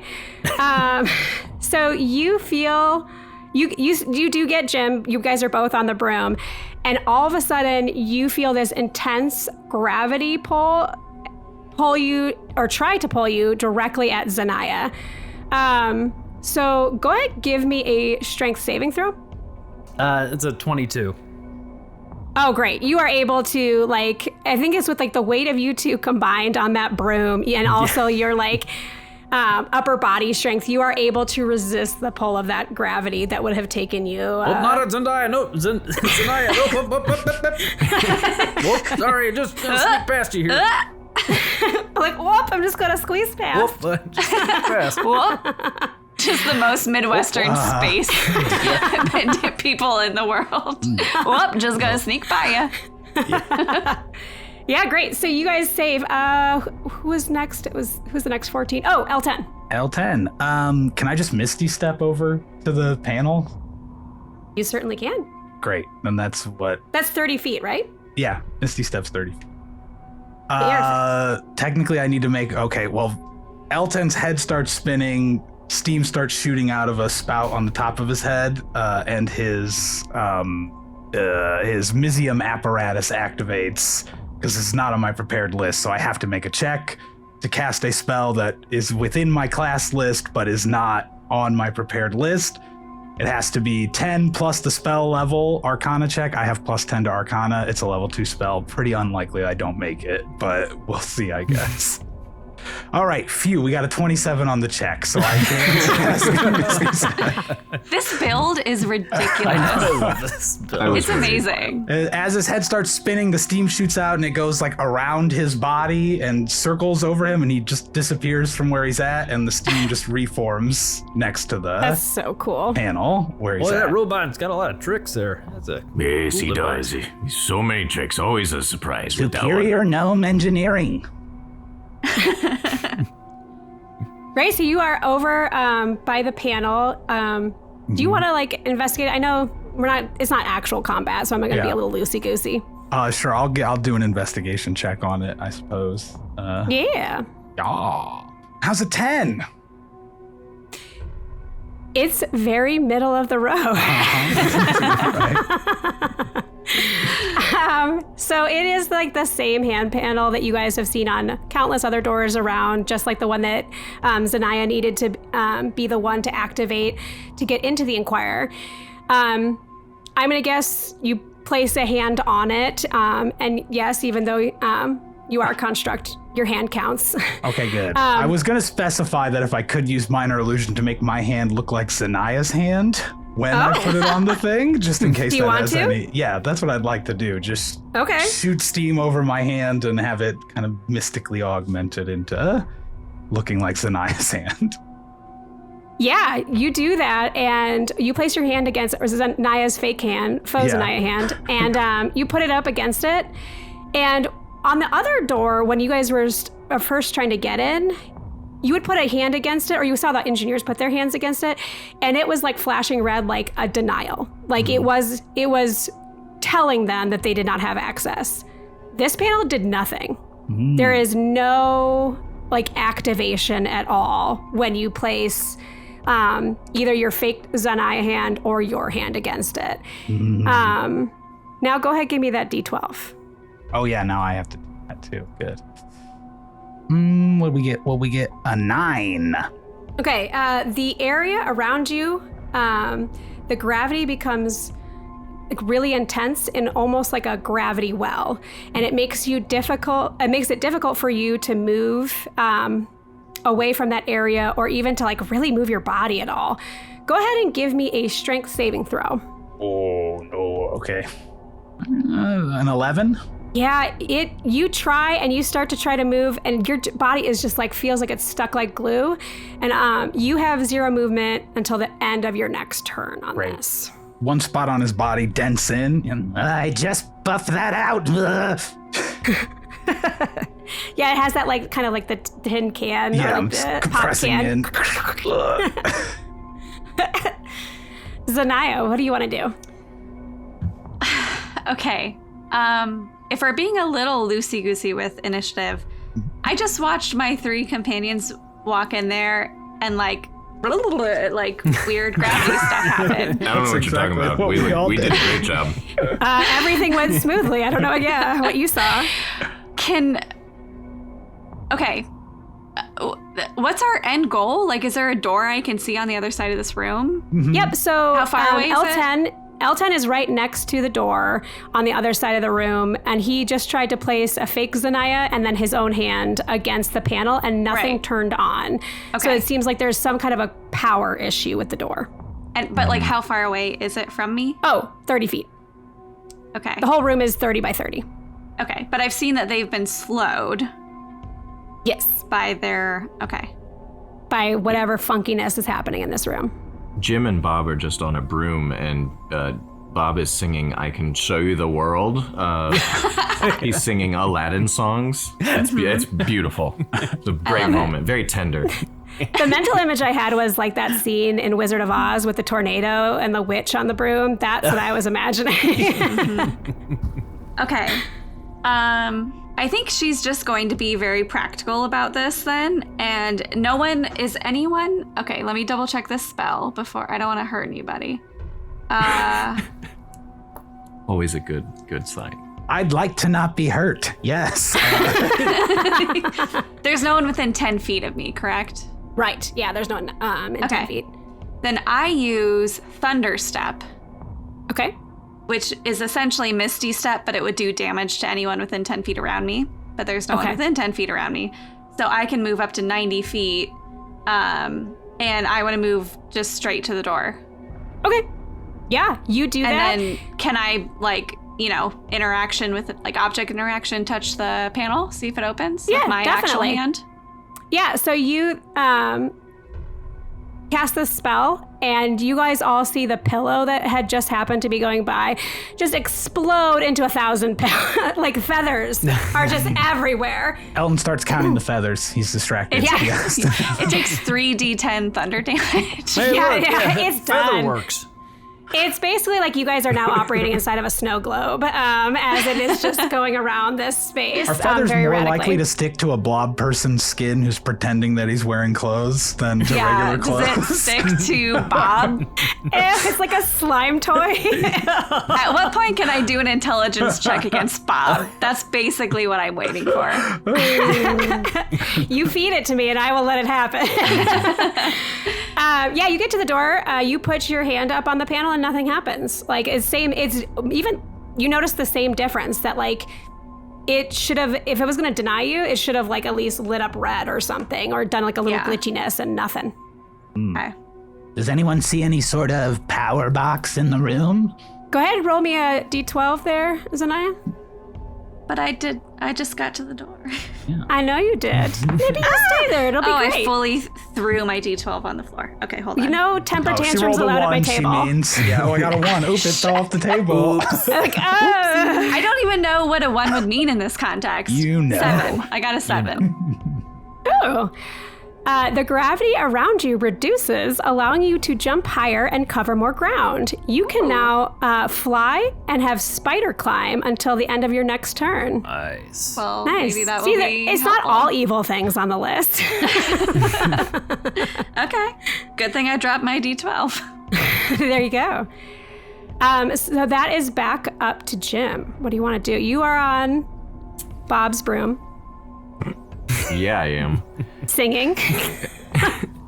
Okay, we flew back, right? We're now back because we flew toward. Oh, did you want to? Because you had 50 total. So you couldn't have gone all the way back. I but you just wanted to avoid Zanaya, and I think we'd just be, I don't know, I didn't Floating. have another destination, I don't think. Yeah, Other than you the guys, door, I have you. so. Yeah, okay. I have you floating Okay. in kind of middle of the room. Yeah, Perfect. About. That works. So from here, I want to look at the door, and I want to see if I can see any like wiring conduits or anything that might, like, I've now seen nobody's opening, it's not even reacting.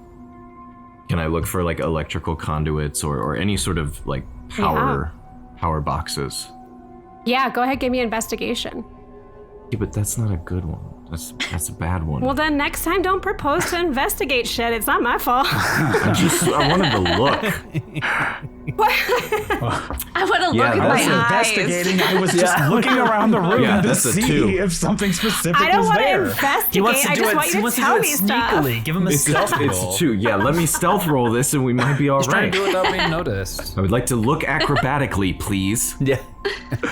If you can describe to me right now what an acrobatic look like, I swear I will give this to you. Gripping Jim's broom with my feet and hanging upside down and peering real quick. He's like a gymnast doing the double bars, but he's like doing He's spinning around. Yes.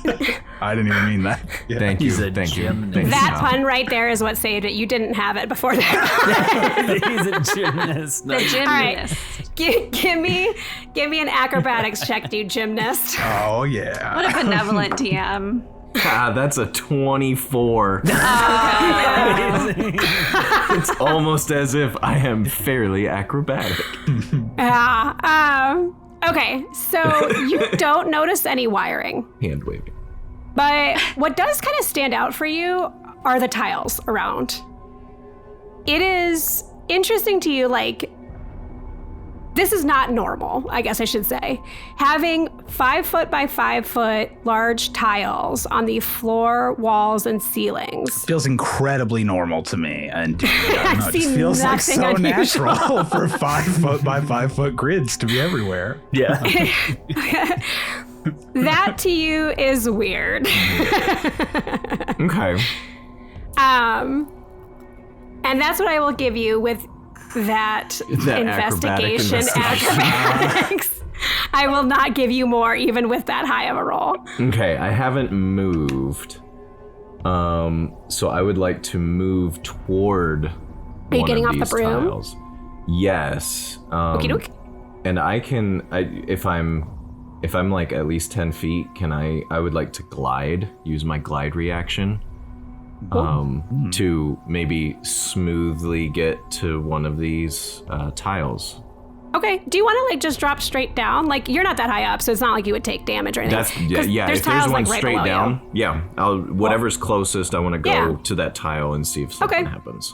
Yeah, you drop down off of the broom, and you land on the tile, one of the tiles below you. Go ahead, and give me a D12. No, thank you. That's a 1. Now we'll learn. Yeah.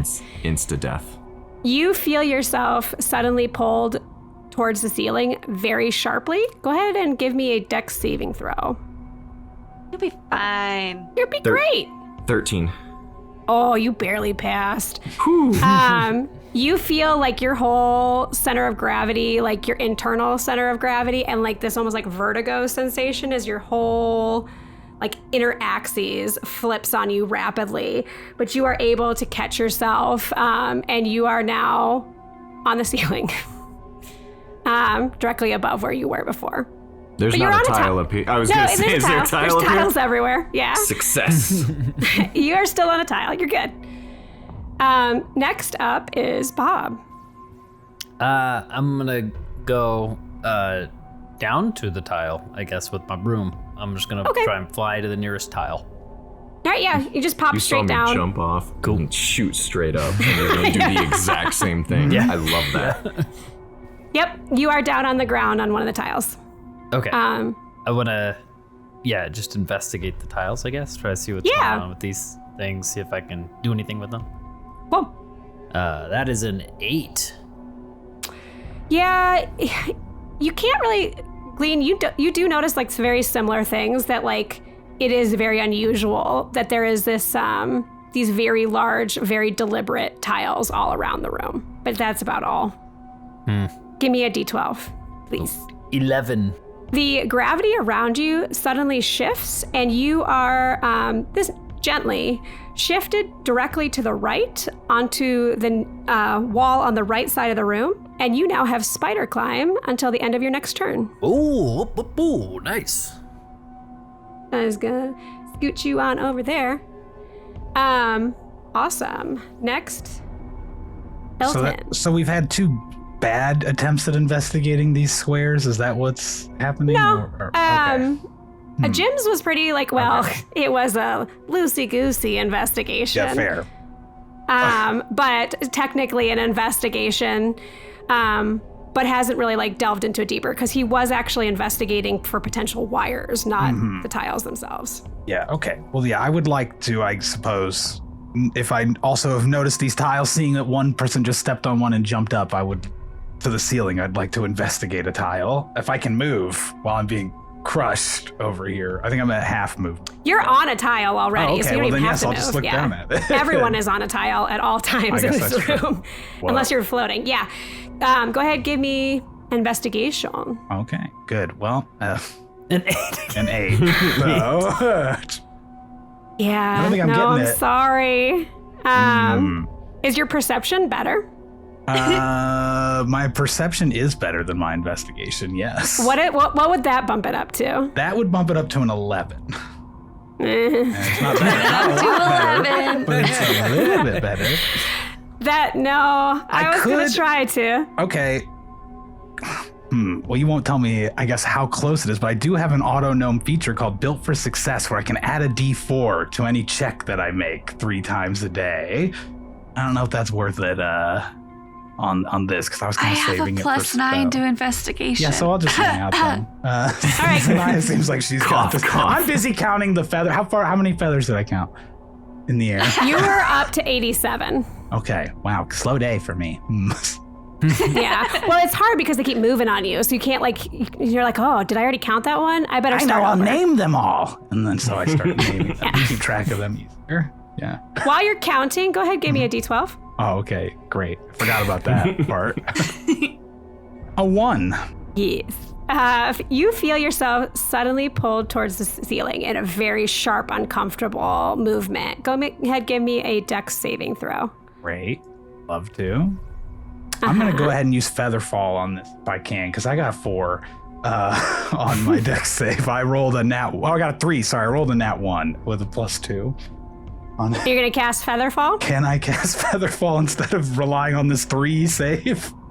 Well, if you cast Featherfall, I will let you roll with advantage. Okay. I'll leave that take up to you. Yeah, I'll still do it. Okay. I'm gonna. It was on the 18, and it just shifted to the 2 at the end, so that's a 4 instead. Terrible. Better. Everything in this room, we're just flipping around. Better. You feel super disoriented as you're you don't really have the inner ears to keep you balanced and prevent vertigo, but instead there's actually inside of you a plumb bob that hangs in a pendulum, and so that just like with our seismic activity to save our skyscrapers, if you go to the side, it goes the opposite way and rights you back up. Well, it gets all sorts of jumbled up, and you feel that your inner sense of your axes just gets completely annihilated. You are so disoriented you cannot take an action on your next turn. Okay, well, that's not so bad, I suppose. Yeah, and you die. Just kidding. And you land on your self-destruct button. Oh no! Yeah. Oh, My Featherfall, I just as I'm flipping, I try to shoot some mist underneath myself. It just shoots out to the side, does nothing. Just Just sends you careening. In a yeah, different, I'm spinning in the air as I land face first against the ceiling, but I give a thumbs up. I'm okay. That's my boy. Zanaya, what would you like to do? And before you ask, yes, you are on a tile. There's tiles everywhere. I want to investigate these tiles. What's going on? All right, give me an investigation or perception check, whatever's higher. Higher Investigation than an 8. is way Higher than an higher. 8. 23. That's pretty good. Okay, so with a 23, what you notice, so there are 144 tiles in this room. There are 72 distinct patterns. But you notice that there's only 72 patterns, and there are exactly 2 of a kind. Of everyone. Ooh. We have... Okay. So while you are mulling on that, and like I'm guessing you're talking out loud with this, everyone go ahead, give me a history check. That's a light little 28. 20. 11. Okay. Well, Okay, I you felt got a good about 2? my 24 was a nat 20, but apparently it's not as good. I rolled a 19 and I have a +9. Yeah. So you guys, like, Zanaya, you figure out, you're like, wait a second, there's like 2 of every kind on here. And then that just like immediately triggers a memory for L10 and Zanaya in your minds. And you remember that like long ago, like this would have been probably about like 70, 80 years ago. So long before L10 came on board, but it's a pretty prominent technology that is used all across the ship. Long ago, Ada's research team became really frustrated with the seemingly nonsensical nature of the gravity plane system that is default on all the spelljammer ships. And this is not by any chance a person with a PhD in engineering raging about the poor design of this system. This is just Ada. And what they did is they began experimenting with ways to manipulate the gravitational fields within the ship for various practical purposes. So they can create artificial gravity in specific areas or stabilize the ship during turbulent space travel or make it like easier to move a heavy crate, that kind of stuff. So the tiles are now integrated, that they designed and created, are now integrated in basically every single room of the Inquirer, but most people don't really notice them because they're not as like prominent as this. These tiles all around the room are gravity tiles. And basically they are used to manipulate gravity in different ways depending on the different patterns. And you all are kind of thinking through this and you realize that, oh, they're kind of slightly glowing. Maybe if we activate 2 of a kind at the same time, we will be able to neutralize the effects and kind of start to slowly turn them off. But suddenly, as you are kind of working through this, the objects in the room, including the feathers, start to swiftly pull towards the far left corner, about right where L10 is currently hanging out by himself. They collide together. This is like right below you because you are thankfully up on the ceiling at this moment. Good thing I failed that check. Yeah. They all of the chair and the tables and that big beach ball all collide together, splintering into thousands and thousands of pieces, and the sound from the collision briefly reverberates and then rapidly dissipates, almost like it's sucking in to that area. You experience an unusual sensation of brief vertigo as your mind tries to understand why the noise sounded almost like it was being sucked away from you and prematurely dampened. And then the pieces of furniture and the deflated ball disintegrate into particles and disappear. The light in that corner of the room begins to bend in unnatural ways, and you see an amorphous being fill the corner of the room. Its mass looks blackish as it like distorts the light and the air around it, and you feel a force trying to pull you towards it. And this is when we're going to roll real initiative. Did the feathers disintegrate? Yeah, are the They feathers did. gonna hurt? No. Oh, the Charlie, feathers are Sophia, gone. Brandon, Brendan, Kate. Jim, what'd you get? 23. Okay. Zanaya? I again rolled really bad, so it's an 8. Okay. Imagine. Bob 11. and L10. 10. So that means that second initiative put us in the exact same order as we already were. Well, yeah, but now you have there's another friends. thing that wants to also have a turn. It's perfect. Nothing bad's happening. It's great. The feathers are gonna come back and make a nice little bed.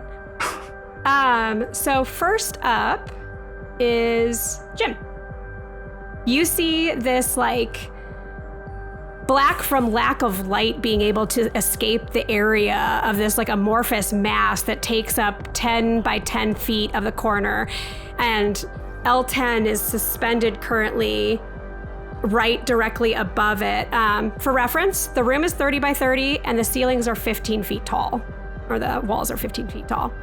So just because for spells and stuff. So he's close to it, or you are very L10 close to it, is actually. Close to it. I'm close to it. How close? Yeah. Like right up you on are it? in melee. Yeah. Oh. Okay. Just looking at the map. Yeah, where you were in the center of the room, because the blob thing of lack of light is so big. You are right next to it. Is anyone else within 5 feet of it? Is L10 within 5 feet? L10 is within 5 feet above it. Yeah. I'm just trying to see if I shoot around into it, if I've got sneak attack, because I'm not. Yes, you would right have up sneak on attack. It. Okay. Jim reaches behind him and pulls out his heavy crossbow, and is, almost like unblinkingly, like this phases him for a second, but he knows exactly what he's doing, kind of action, and just fires a crossbow bolt right into this black hole thing. I don't know what it is. What? Yeah, I'm gonna fire at it. Is it like a humanoid shape? Is it like large or small? It is large. 10 by 10. Yeah, that's big. It's not a humanoid though. It's Like like a- big. If you guys all want to, just so that we know what words to use, if you all want to roll a nature check real fast, if one of you succeeds, I will give the word. The noun. How about 18. a 2? How's a 2 do? 19. A 2 is all you needed. No, okay, 18 and 19, totally good. It's an elemental. Okay. Then yeah. It is a Jim. gravity elemental. Oh. A modified one, because those are real evil. Yeah. So I'm not looking up the stat. No, but those are, we'll talk about that later. yeah, Jim's gonna say some cool line. I don't know, like takes more than that to get the drop on me, because we were dropping. I don't know. That's all I got. Good line. It's Um, good. I like it. Yeah, no, lean into Confidence. it. Yeah. Okay, he rolls. He rolls a nat 20, so a 28 to hit. That actually doesn't hit. No, I'm just kidding. Yeah, I it knew is. it. Yeah. Okay, are we doubling the die? Yep. Double your die and then add your modifier. Okay. And that one. And that one. 26 damage. Nice. It didn't like that. You see, like, the light refract around it and get real sad at getting hit with 26 damage. And then I would like to attempt to disengage and move away from it Okay. using my bonus action disengage. You want to do your full movement? Which is 15 in this Yeah, world. as far as I can get. I don't want to be up on it anymore. All right, I moved you full 15, so you are now in the far, the bottom right corner of Cool. the room. And it is in the upper left. Great. Anything else? Nope, that'll be my turn. Great. Since you just went, why don't you roll me a d10 real fast? Because we have an environmental effect. An 8. So you guys all see that the gravitational pulls in the room as a whole, now it doesn't seem to be really as isolated to the tiles as it was before. And now it's the whole room, the lens starts to distort and light seems to get really wibbly wobbly. Everyone give me a Constitution saving throw. Nat 20 for Elton for 22. Nice. 16 for Bob. Okay, Jim, what'd you get? 10. Okay, Sanaya? 19. Awesome. So everyone but Jim did save. It's not too bad though. All you have is disadvantage on any site-based checks like perception or investigation for 1 round. So not too bad on this one. Okay, all right. Next is the gravity elemental. So what it is going to do is it is going to flare up, and L10, please give me a strength saving throw. You've got this. Oh, yeah. How's a 4? Ooh. That's Better perfect. than a 3. That unfortunately does not save. Oh, I'm surprised. As it wells up, and you take 15 bludgeoning damage. And you are flung 20 feet. So you are flung directly into Bob. Both you and Bob, give me a dexterity saving throw, please. That was a nice try, L10. Come here, big guy. Great. 14. I lean into that hug because I rolled a 7 on my dexterity check. Okay. Bob, you just kind of like a totally normal human body around him and kind of absorb the blow.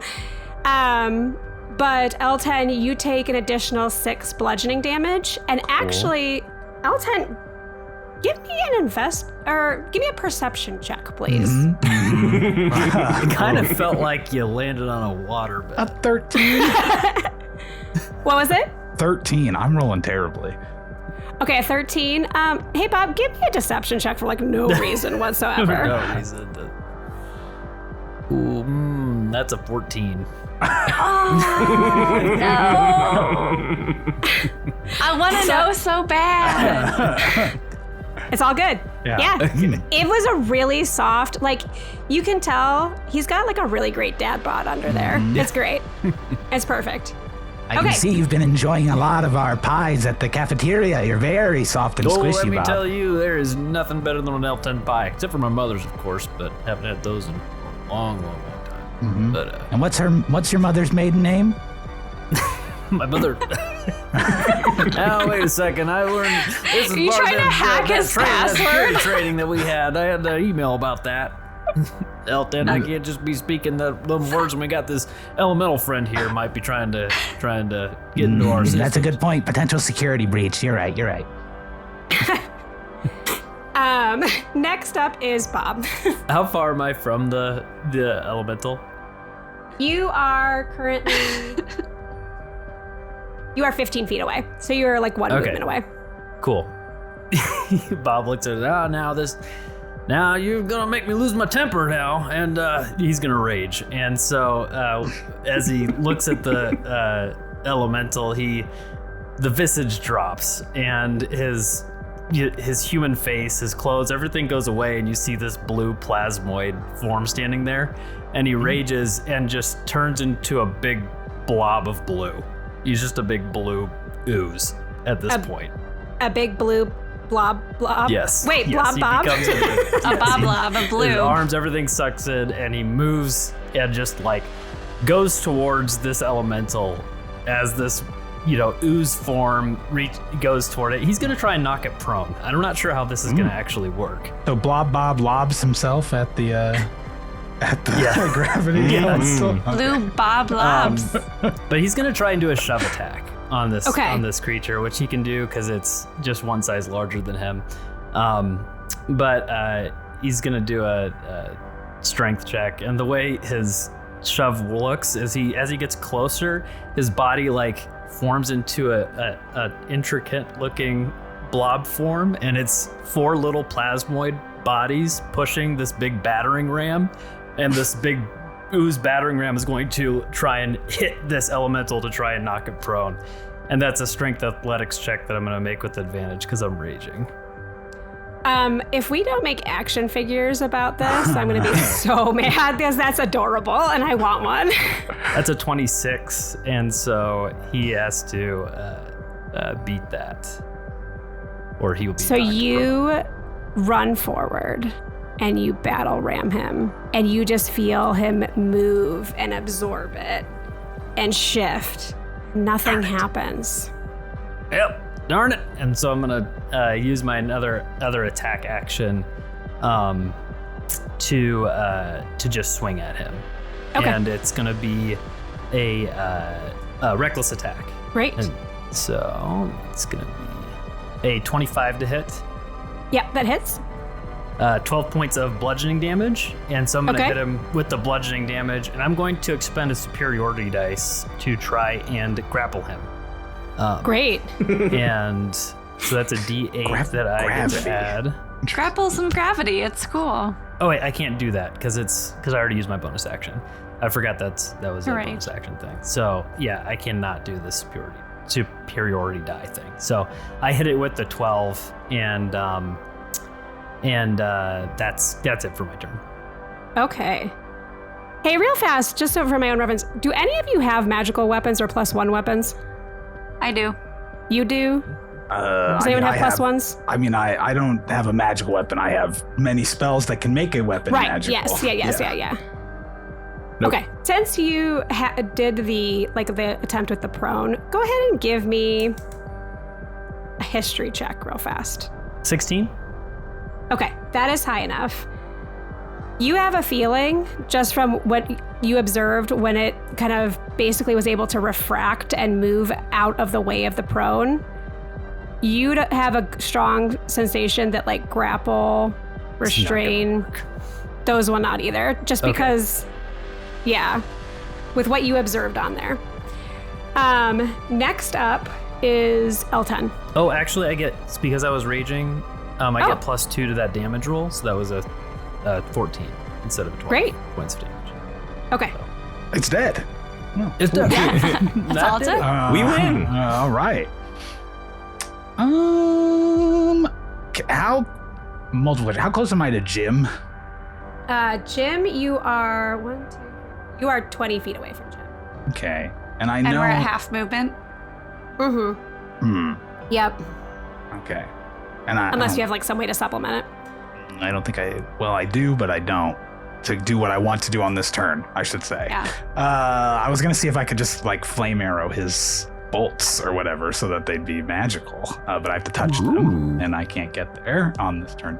Well, do you want to like ready an action and call out to him and like you go as far as you can and then He can meet you. have him come to the rest of you? Yeah, if you're willing to count those as, I guess they're not technically magic weapons at that point. They just do an extra d6 of fire damage now that I'm looking at flame arrows. If you're willing to allow them to gain anything else from that, but...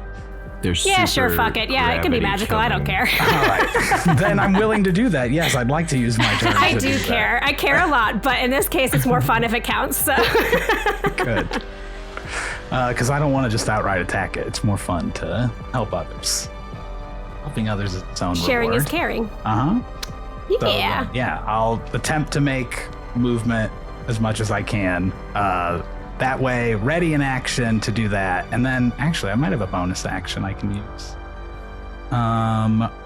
Just have to check through, like a million things on this sheet real quick to see. Oh, I don't know hey, what you mean. You Scott. have a really straightforward character. I know. Hey, Scott, I miscounted. You actually, with your 15, do you have 30 movement? I do have 30 feet of movement, yes. Okay, then you are good. You are able to touch his arrows. I'm gonna touch my arrows. I heard it like halfway through the sentence, and I was like, I don't know how to fix this. It's worse when he calls him Little Elton. I start shooting steam onto like his arrows, but then like BB-8's little lighter kind of thing comes out too and ignites the steam and shoots it onto the arrows that way, so they're encased with fire. So they're flying. I like how you're thinking, my boy. Okay, great. Tyler, just remind me that you have magic now. Magic. Only for 12 shots with the or like an hour, I think. It's concentration, it's an hour or 12 shots, and they do an extra d6 of fire damage. Sweet. Anything else you would like to do? No, I'll leave it there for right now, I think. That's good. Perfect. Zanaya, what would you like to do? Can I reach it with 15 movement? Yeah. At half speed? Yeah, you are very close. You're actually only like a square away. Sweet. I will bonus action Blade Song, because that's my thing. So, Tell me everything. That gives me, it lasts for 1 minute. I gain +5 to my AC. My walking speed increases by 10 feet. I have advantage on acrobatics checks. And I gain 15 bonus to any con saving throws for maintaining concentration on a spell. And then, so that's bonus action, Blade Song. I move to it. I cast Green Flame Blade, which is an action, which is an attack. So I use my +1 rapier to attack it. Nice. So, let me check what my +2 attack is. Okay, +7. Ooh, I rolled bad. That's a 10. That doesn't hit. I'm sorry. Okay. That's okay. I'm ready for the next time when it comes You are ready. around. You looked super cool, though. I miss. But it's cool. I look cool doing it. You looked really sweet when you just went through the air. Uh-huh. That's my turn. Perfect. Couldn't have had a better turn. Jim, what would you like to do?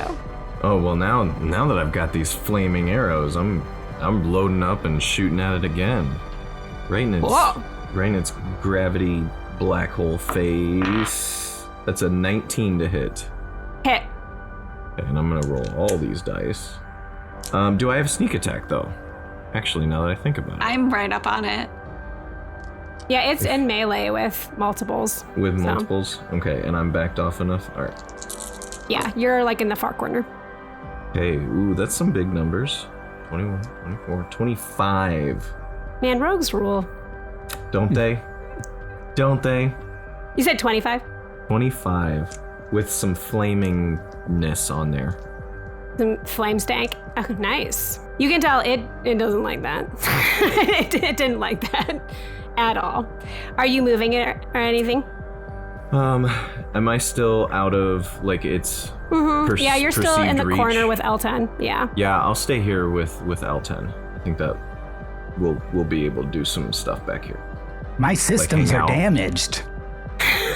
Oh. You've taken quite a scrap. I see that dent you buffed out is back. It's persnickety. Yeah, we'll get that out later, I promise. Let's see. Okay, so that's the environmental effect. I had Jim roll last time. Bob, why don't you give me a roll? So it would be a D10, please. D10. That is a 3. Okay. So gravity changes momentarily cause echoes from adjacent dimensions. Whoa. Everyone give me a wisdom saving throw. Does this have anything to do with being charmed or frightened? No. Okay. 7 for Jim. No, I got a 9. I got a 26 on mine. Okay, you're good. I got an 18. 18? Yeah. Okay, so L10 and Zanaya, you pass. Bob and Jim, you feel disorientation as this like echoing hits the inside of your ears, or what you sort of have as ears. And you have disadvantage on attack rolls for 1 round. Ooh. Next up is the gravity elemental. Modified gravity elemental for the nerds following along at home. I am a nerd too. That was out of love. So it does recharge its special ability, and it moves forward to engulf Zanaya and Bob in its weird, swirly, vortexiness. And I need a strength saving throw from both of you. I really heard that as vor-sexiness for a second there instead of vortexiness. That too. 16. 23. Oh, good. You both pass. But you do still take 7 bludgeoning damage. Reduced to 3. That's fine. And that is it for that. So you are good. After that is Bob. You see like a mouth come off the top of this limbless blob, and it's just like, I am very disappointed in you, mister. And then you see a like blob like fist kind of come up out, and then like it's holding a plunger. It's all made of blob. This is all part of the pseudopod, and he's going to just try and hit him, and he's going to recklessly attack, so he doesn't. It negates the disadvantage that he has. So he's going to try and hit this thing twice. The first one is a 20 to hit. Hit. And that is 6 bludgeoning damage. Okay. And then the second one is a nat 20. Nice. Ooh.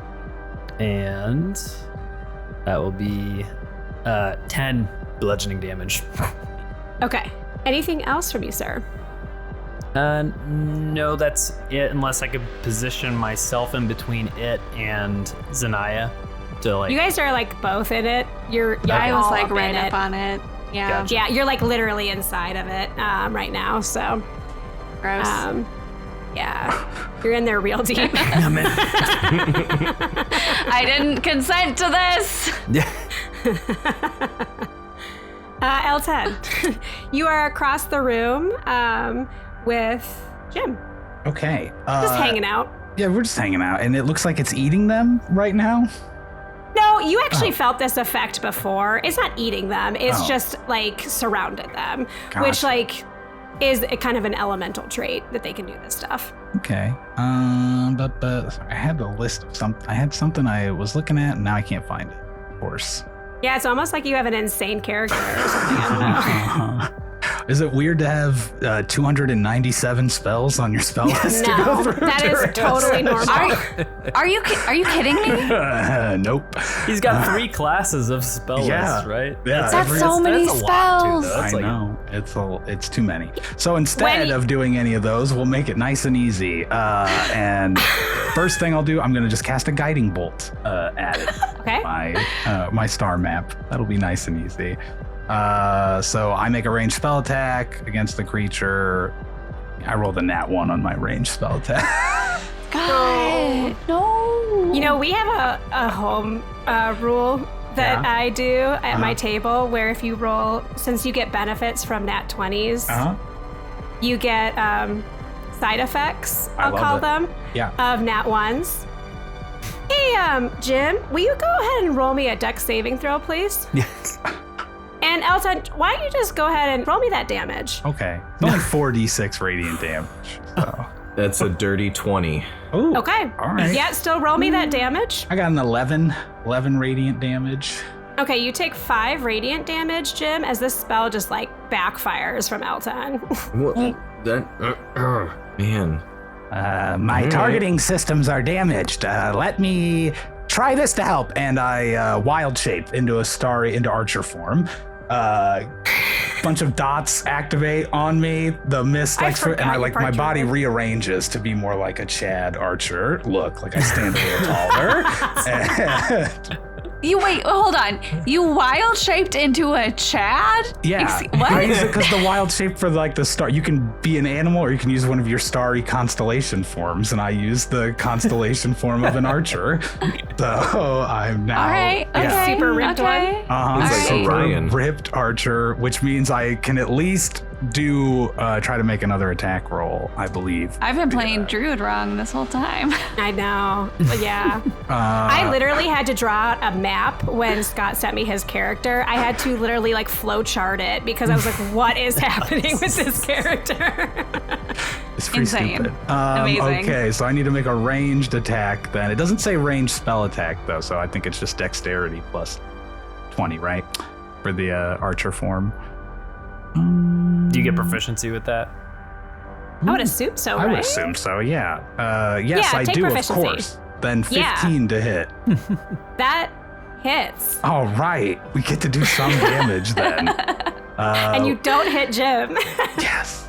So it fixed it. I do 5 radiant damage at him then. Yeah. Perfect. Aha. As usual, it's steam, but it, as it's flying, it like forms to be solid for just a second. I sense it myself because it's a piece of me, the steam. So it's like I'm seeing it through the arrow's eyes or whatever as it forms and goes into the gravity. I love it. Can you see what's on the other side of a black hole then? It's very dark. Someone needs to turn the lights on.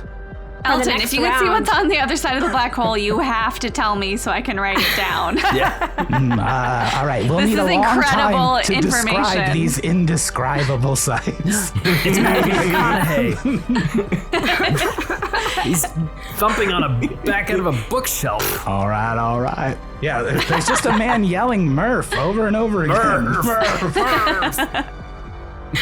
Zanaya, you are up. Okay. Not at all embarrassed at her previous ill attempt to attack this thing. She Flame Blade again, she's still blade singing. She tries to do the same attack she did last time. Let's hope I roll better. Ooh, 19. Hit. Cool. 2d8 plus some stuff. Ooh, Oh, okay. Oh, it's only one enemy in the room, correct? Mm-hmm. So green flame blade wouldn't attack anything else, but that would be 11 damage with my rapier. And part of that is okay. So with green flame blade, what kind of damage does it do? Let me double check. My rapier's a 1d8 plus 4, and then the green flame blade is an extra d8 of fire damage. Does that make a difference then if it's slashing versus flame? It will for this creature, yeah. I rolled a 6 and a 1. I don't know how I distinguish which one is which. Do you want me to? What was the total on it? The total was 11. Cool, we'll count it. All right. Okay. Yeah, I can roll them separately if that will help from in the future. Totally good. Yeah, in the future we will, but yeah, it's all good. 11 damage. Okay. On the off chance that this thing has exactly 4 health left, I was supposed to add 4 to my damage. I did. Oh, perfect. What kind of damage was it again? Radiant damage. Okay, perfect. Thank you. Was that why you had your hand up before, yes, sir? And then I realized it didn't matter. I should have done this last time. Brooke, I totally you with forgot. the question. Yeah, I get 2 attacks on my attack action. Oh. I'm sorry, I've never played a blade singer No, you're before. totally good. Why don't you take both of those, the missed attack before and this one? Okay. Ooh, that's a 19, so it's like a 26. Can I roll the second one to see if it hits? Yep, go ahead and roll the second one. Oh, it's too high. Oh, the second one's a 3. That's like a 10. Okay, that one doesn't hit, yeah. I'm going to count that still as part of the first turn, so she had 2 embarrassing misses in a row Exactly. in the first Yeah, turn. I like it. Yeah. I second that motion. Let's say this is the rapier. Okay. 4 plus 4 is 8 slashing. Okay. Let's do the flame blade. I dropped it. 6 flame damage. Perfect, thank you. Okay. That is my turn. Awesome. Jim, you are up. So L10 just blasted me and then turned into a badass archer. So I'm feeling a little... Like a super hot badass archer. I'm feeling a little emasculated by this. I didn't know you could do that, L10, but that's pretty cool. And so yeah, load up another one. I'm at disadvantage. Yes. So no sneak attack, no nothing. We're just gonna roll this twice and see what happens. First one is a 15. The second is a natural 20. So. Oh. Yeah. Don't so what? Does a Say it with some with disadvantage. Yeah. So it doesn't count. The 15 does hit, The though. 15 does hit. Okay. Yep. So we're gonna do a D10 plus the D6 for my bolts being on fire. Does that still sound right? Yes, that lasts until it lasts for an hour or 12 shots. Okay. 11 damage. How would you like to finish this gravity elemental? Just looking at it right in the eye. Well, the vacuous hole that I'm gonna just shoot my arrow into, and just say, Go back to the void hells where you came from and think. Yeah, you carefully aim because both Bob and Zanaya are inside this thing right now. But you are able to find a corner to perch your arrow into. And you see the light distort and rapidly start to spiral and fractal into itself. And then burst into millions of small particles and disappear. And the room is calm again. Now, because you guys solved the puzzle, I am not going to make you meticulously touch every single 72 No, Elton patterns starts of touching every piece. single one. summoning monsters every single time he touches a mismatch. Zanaya just goes up to Elton and is like, what did you see? What was that? What was happening? She's all the information about what was happening with that. Well, I saw black. Jim yelling at me when I shot him with my attack, and She's like feverishly taking notes. You guys think I could?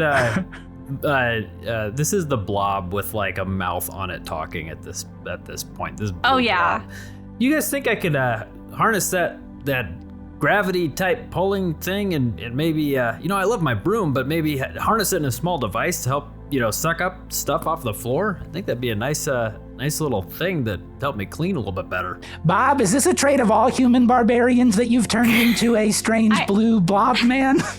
Oh, no. Oh, yeah. Sorry, guys. I'm a plasmoid. So this is more my natural form. It feels nice, but I can change back. And he like, you see like a foot like go down into the floor and like lift up the blob, and the blob turns into like a head form. And then he uses disguise self, which he has a feat where he can cast disguise self at will, and he makes the Bob's head on like a single foot, so it's like a giant Bob's head. Is this a little bit better? Is this what you guys prefer, this or Bob or blob form? Jim throws up. Jim just vomits. Oh wait, sorry, I didn't get the whole thing. And he like stretches up and like arms like pop out, and then he's back into just normal Bob form. Is this better? You know, Does Jim vomit again? That might be the most disgusting thing I've ever seen. And I've seen a lot in my time. I think, you know, What the Bob, fuck, Bob? I'm a little curious. Do you mind if I try something? Oh yeah, go ahead. Whatever you need. She has the cantrip shape water. No. Can I move him? The water? Is he water? Brooke. All right, see y'all next week. And that is where I'm gonna say no, because you can try, and you see that there is like some elements inside of him, like he has water in part of his composition. I don't want to rip him apart, but I'm curious if being able to. That tickles there. What'd you do? Yeah, you see, like, you know, in us, we wouldn't be able to see the water or like blood-bending weirdness or anything like that. We wouldn't see it because it's inside of us, but with him, you can kind of see the particles like shifting and moving around. But I just thought that might be useful in you know, if we fight something else, I could move you around. But that's fine. So okay. All right. Jim I can throws also up again. help touch some of these tiles, and he shoots out a pseudopod that's 10 feet long and 6 inches thick, and like can like shoot it out to like touch multiple tiles around him to like help with this process. So interesting that your pseudopod can reach 10 feet, but that duct was 15 feet. That's so weird. Like, whoa. I know. That reminds me of somebody who made something that was like 39 and a half feet in one of these adventures once. Just a real It was a dick move. 39. It was a grappling hook that could pull 39 and a half feet. Do each of your pseudopod tendrils have their own brain? Where is your brain? Are you like me? No, Are you? it doesn't have any sensory organs. I'm not really sure how it all works inside of me. And he like becomes his clear form again, and like you just can see it's just a like mass. You can't really, you know, you can sort of like see light through it, I think, a little bit. But How typical would something like this be on our little spaceship, Becca? Like, would we have ever seen anybody like Bob before? You would know of plasmoids, but they are pretty rare. They are not very common, and they often do not make themselves known. Okay. This is fascinating. Yeah, I've never seen anything like this. yeah, I like I mostly keep the you know, the human form up just to you know, lay low a bit and not freak people out too much. But not ashamed of who I am. This is what I like. This feels natural. But you still have your mother's banana cream pie recipe. That wasn't a lie, was it? Oh, sure. No, I got that. That's under lock and key. So you all make quick work of these tiles along with Bob's pseudopod, just quickly turning them off. And you guys notice that as you turn off more and more and more, it's almost like the fact that they were turned off, the power from them was able to be diverted back into that door mechanism. And the hand panel is activated once again. Do you guys want to do anything else? I don't want to like force you into the next room before you're ready. If you want to like do anything before. Anything? I would like to cast the mending cantrip on myself to heal my damage, but Okay. I have to figure out what my hit dice is on this character, and I can't find it in D&D Beyond. So I will narrate while you look. Perfect. So you see on the door to the next room, there is a small plaque that once again says, just like the last one, Experimental Chamber 2. And someone along the time has taped a small note to it that says, Lenny, learn a lot. Do I recognize the handwriting? No, it's not like anyone in particular. It's not your mom's or anything like that. Okay. Yep. And the name Lenny means nothing to me. Go ahead. You guys can all roll a history check if you'd like. Bob 16. got a 15. L10 got a 9. Jim got a 2. Okay. Did you say it says Lenny learn a lot? Lenny learn a lot. Spelled in Lenny? Mm-hmm. Okay. Yep. And you guys don't know much about it, like even with a 15 and a 16.